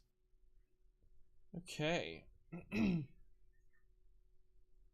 Next, we'll do the next one. Probably to be the last one. In many Zero networks, trust. Oh, is this one 10 minutes? Yeah, this will be my last one for sure. Zero trust. We got 120 of these or more, I think. Let's go down and have a look here. Yeah, we got 121. 120. They're all bite size. That was 2 minutes. 3 minutes, rather. That was 2 minutes. 13 minutes and 41 seconds. No! 14 minutes! No, oh my god! Ah! Holy, 14 minutes, 28 seconds. Oh no. Oh god. I've clicked that? The hell? Oh my god. Alright, well they're all pretty small. 17 minutes. Fuck.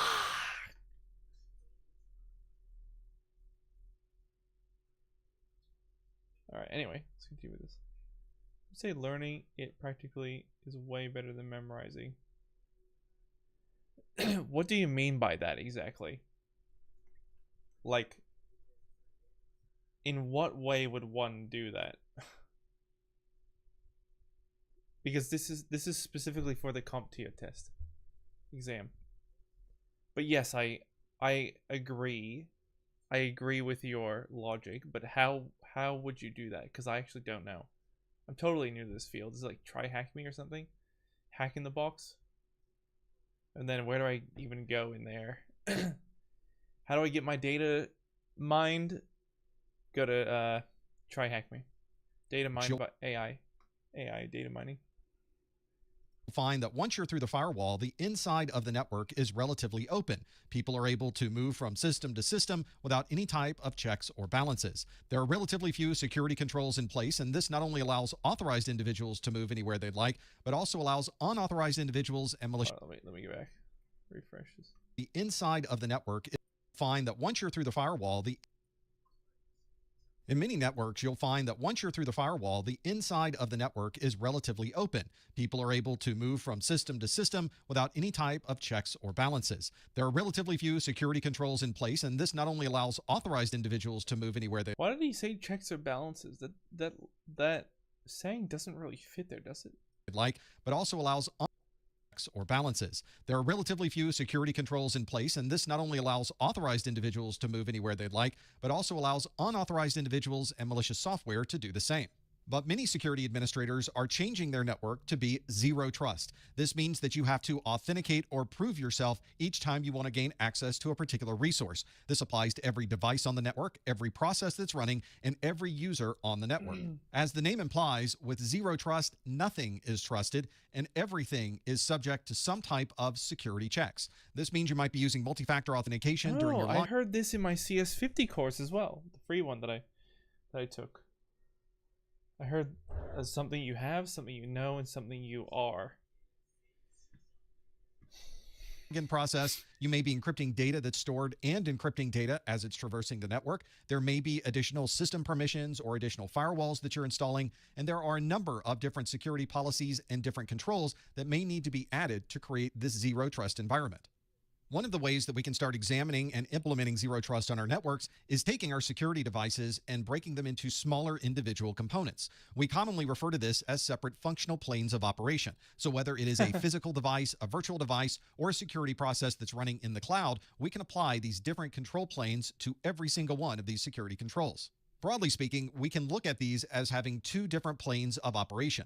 One of them is the data plane. The data plane is the part of the device that is performing the actual security process. So this might be a switch, router, or firewall that's processing frames, packets, and network data in real time. The data plane on these devices is processing any forwarding, network address translation, routing processes, or anything else that helps move data from one part of the network to another. But of course, all of this movement of data needs to have some type of management and control, and we perform that control in the control plane. This is where we manage all of the actions that are occurring in the data plane. This means we may be configuring policies or rules for a device to determine whether data may be traversing the network, or maybe we're setting up a forwarding policy or understanding how routing may be configured. So anytime you're referencing a routing table, you're looking at a firewall rule, or understanding how network address translation should be handled, you are configuring in the control plane. One way to get a better understanding of the data plane versus the control plane is forwarding policy or network. Understanding how routing may be configured. So anytime you're referencing a routing table, you're looking at a firewall rule, or understanding how network address translation should be handled, you are configuring in the control plane. One way to get a better understanding of the data plane versus the control plane is to see how this might be implemented on a physical device. Here we have a physical switch, and we want to be able to break out the different planes of operation. Down at the bottom of the switch are all of the different interfaces that are used to move data from one part of the network to another.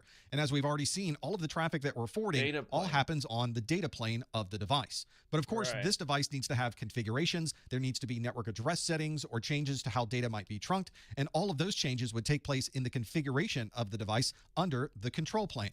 Of course, Right. the separation of data plane and control plane is not just specific to physical devices. You might have a virtual switch or a virtual firewall that can also be separated into these two different planes. This same separation also applies to cloud-based security controls.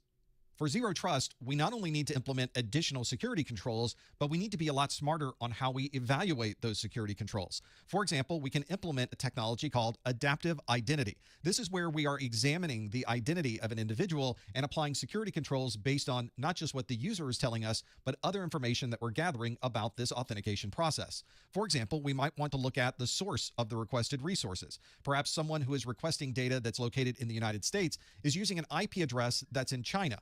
And if that occurs, we may want to perform additional security to really confirm that this user is who they say they are. This might also include an examination of the relationship of this person to the organization. So are they an employee? Are they a contractor? Do they work full-time or part-time? And of course, all of this goes into the evaluation of this authentication process. We also want to look at things like physical location, the type of connection that's in place, IP addresses, and anything else that can help us identify information about this user. Once we examine all of these different variables, we can have our systems automatically create a stronger authentication if it's needed in this particular case. Automatically? Another way to control this trust Okay. is to limit how many places can be used to get into the network. So you may want to limit entry points to only being people that are inside of the building or connecting through a VPN. There may be no other methods to gain access to this particular network and to the network. Another way to control this trust is to limit how many places can be used to get into the network. So you may want to limit entry points to only being people that are inside of the building or connecting through a VPN. There may be no Right. other methods to gain access to this particular network. And once you have all of this information in place, we can now start creating what's called a policy-driven access control that examines all of these individual data points, puts them all together, and then decides what type of authentication process should be used to truly understand if the person trying to identify themselves is really that person. Another good way to qualify the identity of a person is to understand where they're connecting from. And very broadly, we categorize these as security zones. Is really that Another person. way to what? Another good way Identify to qualify the qualify. identity of a person, Right. security zones. This allows us to expand from something that is simply a one-to-one relationship where a user is logging into a server and instead looks at the overall path of the conversation. These security zones look at where we're connecting from and examine where we're trying to connect to. So this may be on an untrusted network and we're trying to connect to a trusted network, or maybe it's an internal network or external network. And if you wanted to have even more granularity, you could create separate VPN connections or separate groups of different departments within your organization. This allows you to now start setting rules on what zone has access to all of the other zones. For example, you might want to have a rule that automatically denies access if someone is coming from an untrusted zone and trying to communicate to a device that's in a trusted zone. We can also use these zones to create an implicit trust. For Interesting. example, if someone is in our corporate offices, they might be in a trusted zone. This user in the trusted zone may be accessing data on a database server that's in our data center, and the data center exists in the internal zone. This might allow us to create some policies that says if anyone's communicating from the trusted zone to the internal zone, that portion of the communication is implicitly trusted. To be able to set these policies and procedures along this pathway, we need to have something in place that allows us to create an enforcement of these policies. This is our policy enforcement point, and any subjects and systems that are communicating through this network will be subject to evaluation by the policy enforcement point. These subjects and systems commonly are end users, they are individual processes running on a system, or they may be applications that are in use. You can think of this policy enforcement point as a gatekeeper. All of the traffic traversing the network must pass through the policy enforcement point so that we can make decisions on whether we would like to allow or disallow this traffic. And although this policy enforcement point is shown as a very broad abstraction in this diagram, you can think of this as multiple devices working together to be able to provide identification of the users and the traffic. The policy enforcement point to be able to System multiple components working provide together. identification of the users and the traffic. The policy enforcement point doesn't Allow provide what?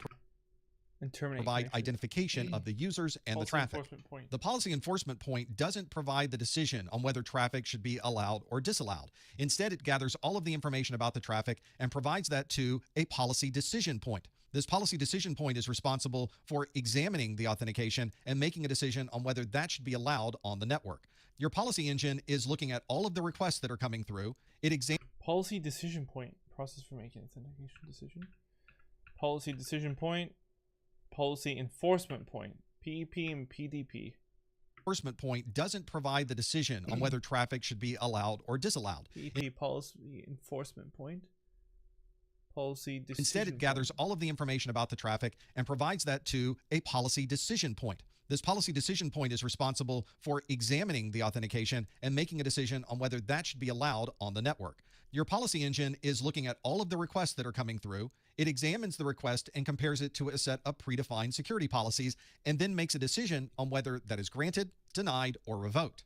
The policy administrator's job is to take that decision and provide that information to the policy enforcement point. There may be access tokens or credentials that are created as a result of these policy decisions, and all of those credentials are then sent to the policy enforcement point using this policy administrator. Now we can put all of this together on whether that is a request and compares it to a set of predefined security policies, making a decision on whether that should be examines the request and compares it to a set of predefined security policies and then makes a decision on whether that is granted, denied, or revoked. The policy administrator's job is to take that decision and provide that information to the policy enforcement point. There may be access tokens or credentials that are created as a result of these policy decisions, and all of those credentials are then sent to the policy enforcement point using this policy administrator. Separation of concerns. Now we can put all of this together to create a single zero trust model, which starts with our subjects and systems communicating from an untrusted zone over the data plane and communicating through the policy enforcement point. If there is a policy enforcement that needs to take place, this enforcement point will provide that to the policy administrator, which then communicates to the policy engine to make the decision about whether this traffic is allowed. That result is then passed down to the policy administrator, which provides that to the policy enforcement point. And if this traffic is allowed, the policy enforcement point then provides access to this trusted zone and ultimately the enterprise resource requested by the subjects or the systems. All right. Well, that was a while, actually. That was more than, well, I am watching at 1.5 times speed, 2.5 times speed. Physical security, all right. That's all right. We got through 1, 2, 3, 4, 5, 6. Oh, I just have to count. Wait, and -1 from the beginning. Zero trust. We got through a full 7 videos today, and it got much better as we went. Definitely way better. That was awesome. Now we'll watch the physical security and continue with that next time. That'd be cool if we can get through like at least 6 videos per session. That's a good amount. Maybe even 7 to 8 videos per session, maximum 10 perhaps. This is catching my eye here. Why is it telling me to skip it?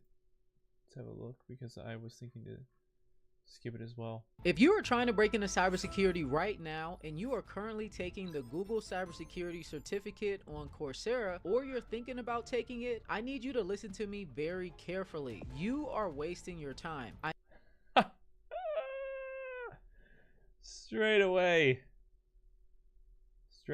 no messing around with this. I know the marketing is incredible. Google tells you that if you take their 6-month course, you will be ready for cybersecurity jobs. Yeah, I was suspicious of this. That's why I didn't start it. And they tell you that top employers are waiting to hire you. But after reviewing thousands of resumes and helping hundreds of people land high-paying IT roles and cybersecurity roles, I can tell you the brutal truth. Hiring managers do not care about the Google cybersecurity. I knew it. I knew that part. Security certificate. That's why It will not get you past the HR filters, and it will not get it's you. like, ooh, do this and you'll get a discount on the CompTIA. But I just got 10% off the CompTIA, so suck it. The job. In this video, I wonder if it was a 10% off. Oh, I think it's 30% off, right? But still, why pay $50? I'm going to break down exactly why the Google cert is a trap for beginners, why the help desk path is misunderstood, and the exact high value certifications you need to land $90,000 infrastructure. Yeah, but does she say how to do it?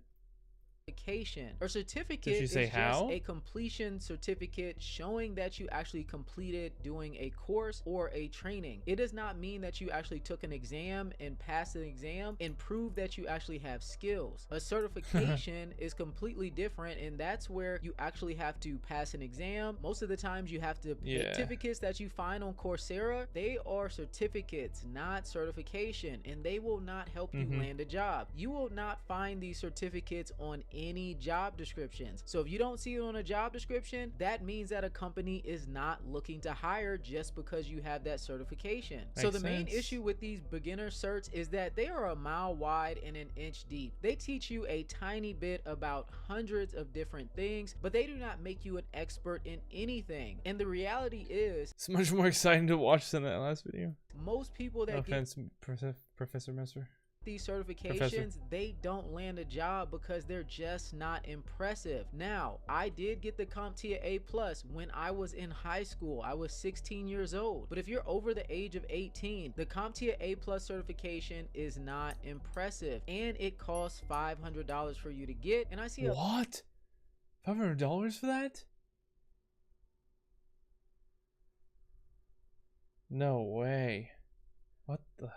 A lot of people that get the CompTIA A+ certification, and it can take them up to 8 months because it is a 2-part exam. So you got to always keep this in mind when you're thinking about these certifications, because you're not going to use most of the information that you actually learn in these certifications at all. And if you do end up landing a job with these certifications, you're only going to get into help desk. And trust me, with help desk, you are resetting passwords and answering users' questions and troubleshooting their computers. You do not need to know everything to be able to work a help desk job. You don't need to know all of this information that's on these certifications and certificates. And here's the trap that nobody tells you about. People get one of these certs, they land do it a myself job by myself all the time. Get stuck there for 5 years making $15 an hour. The goal is not to get into help desk. The goal is to get out of it in 6 to 8 months, and the Google cert will not help you do that. So you need to be very, very strategic about the certifications that you get that will allow you to move up in your career very quickly. I actually made a completely free cert stack cheat sheet, and it shows you the exact order of certifications to get across 3 different tracks: IT infrastructure, cyber.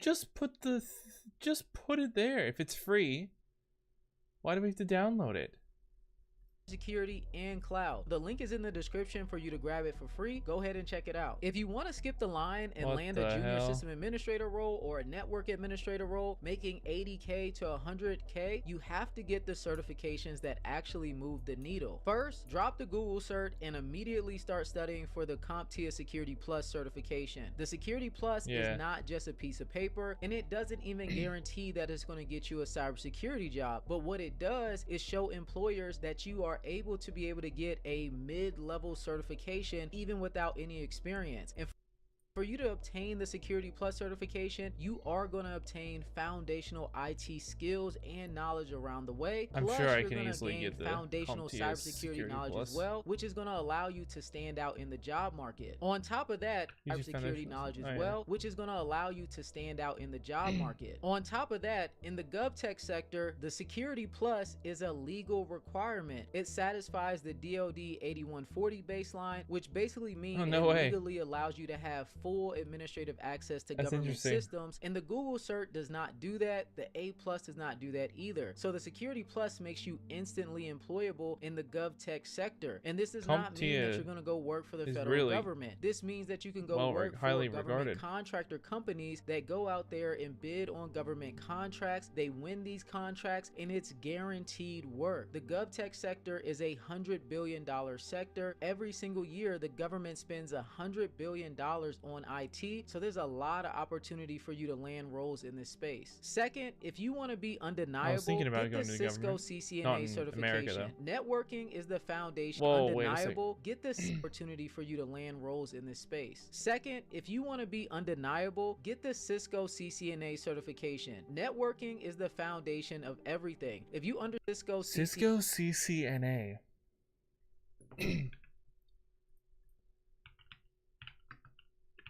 What about the CompTIA Network Plus? Premier entry level IT entry level validates foundational skills in networking IP connectivity, passing the 200 301 CCNA.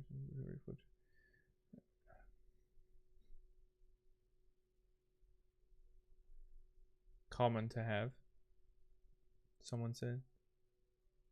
And the rest of them, CCNA, not network plus. Okay.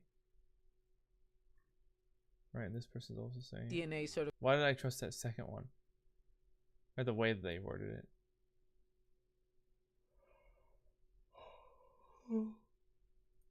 certification. Networking Let's see. is the foundation of everything. If you understand how data moves across networks, you can secure it and you can put it in the cloud. The CCNA is hard, but it opens doors to data centers and it's hard, but it's entry level.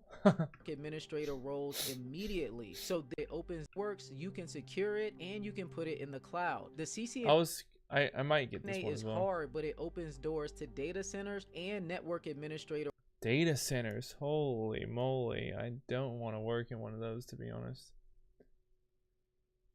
Part of the problem. roles immediately. So this is something that you should definitely get into if you want to move up quickly. Cloud in your is fun, career. though. Real quick, if you are tired of wasting time on beginner courses to land a high-paying tech role, my team tech professional AI to fill out a quick competition, you need to learn Linux. If you want the ultimate cheat code to bypass the competition, you need to learn Linux. Everything in the enterprise world runs on Why is it a penguin? Linux. The cloud runs on Linux, data centers run on Linux, embedded systems run on Linux, even cybersecurity uses Linux. But do not get the CompTIA Linux Plus, get the Red Hat Certified System Administrator Cert or the RHCS. It's a hands-on command line exam. It's difficult, but companies use Red Hat because it offers enterprise support. So if you walk into an interview with the Security Plus in the RHCSA, you are not applying for help desk. You are applying for junior Linux system administrator roles, and those Red Hat certified. What's that? start at $90,000. And I've had students start above 6 figures with this certification stack. It simply cannot be beat. Wait. What does above 6 figures mean? Doesn't that mean 7 figures? I think she meant above 5 figures, because above 5 figures is 6 figures. And so if you want to get into cybersecurity, knowing Linux is a great foundation to get there as well. So if you get these certifications, you will really stand out in the job market. Look, the Google Cybersecurity Certificate is great marketing, but it is terrible career strategy. Stop taking the easy path. The easy path that everyone else takes, it just leads to a saturated job market and low pay. Take the path that is less traveled. Get the Security Plus, get the CCNA or the RHCSA, build a foundation in IT infrastructure, and you'll never have to worry about the RHCSA. Build a foundation in IT infrastructure. How do you do that? Get the CCNA. CCNA. Oh, I need to write that down. Do I have a thingy? New rich no text documento text document. Okay. Why is it new text documento?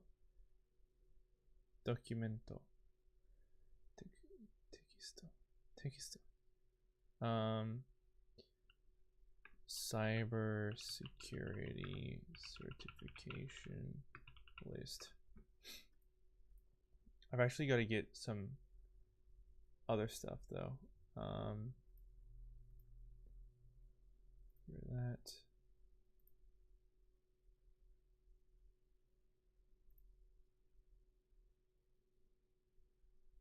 Source for build, what was that? To-do list. App names.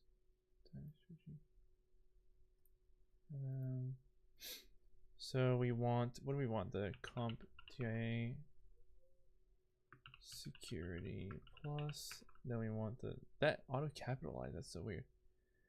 Then we want the Fucking get Avast off of my desktop. There we go. CCNA networking certification.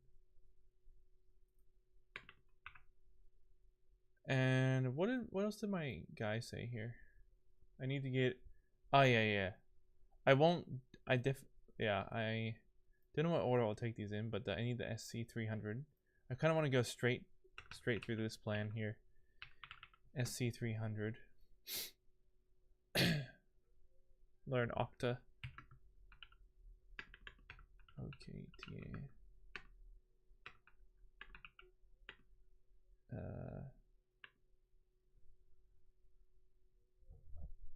I need to apply once. SC300 booked.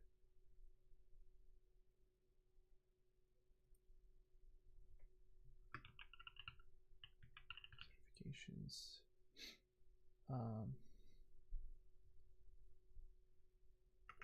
Sale point. CyberArk PM. I don't know what CASP is, but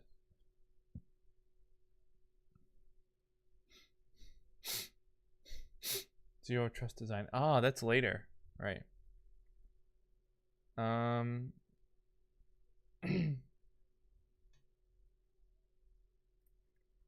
What is this?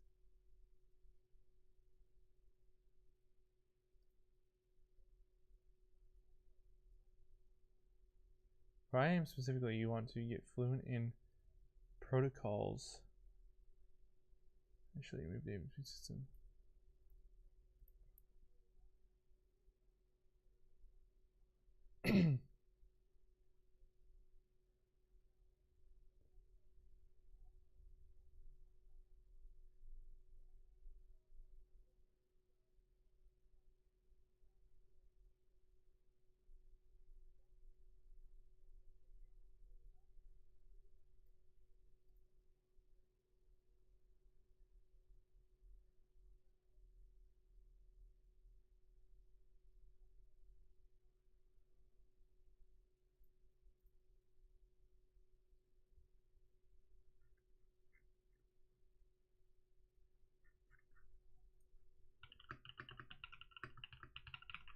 I need to ask, how do I start an intro? I want to start learning that.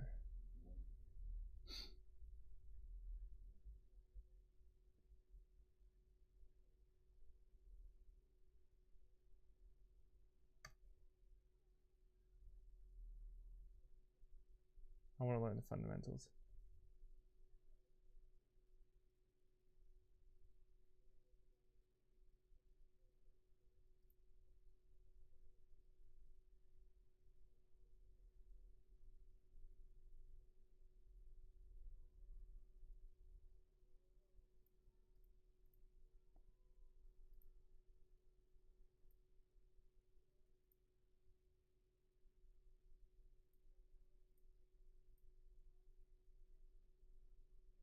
Go straight into the...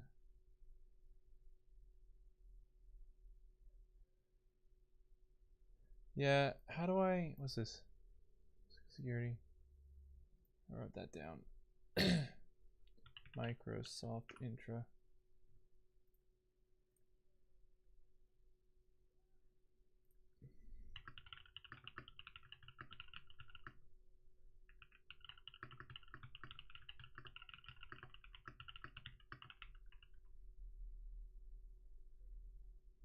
Oh, my battery just died for my camera. Sorry guys, well, looks like it must be time to end. My video has died and I'm staring at the screen so hard. Let me turn my camera off now. Alright guys, well, yeah, I'm just gonna do a bit of research here, get clear on where I need to go after this, or where I can go kind of at the same time, probably with Microsoft Intra.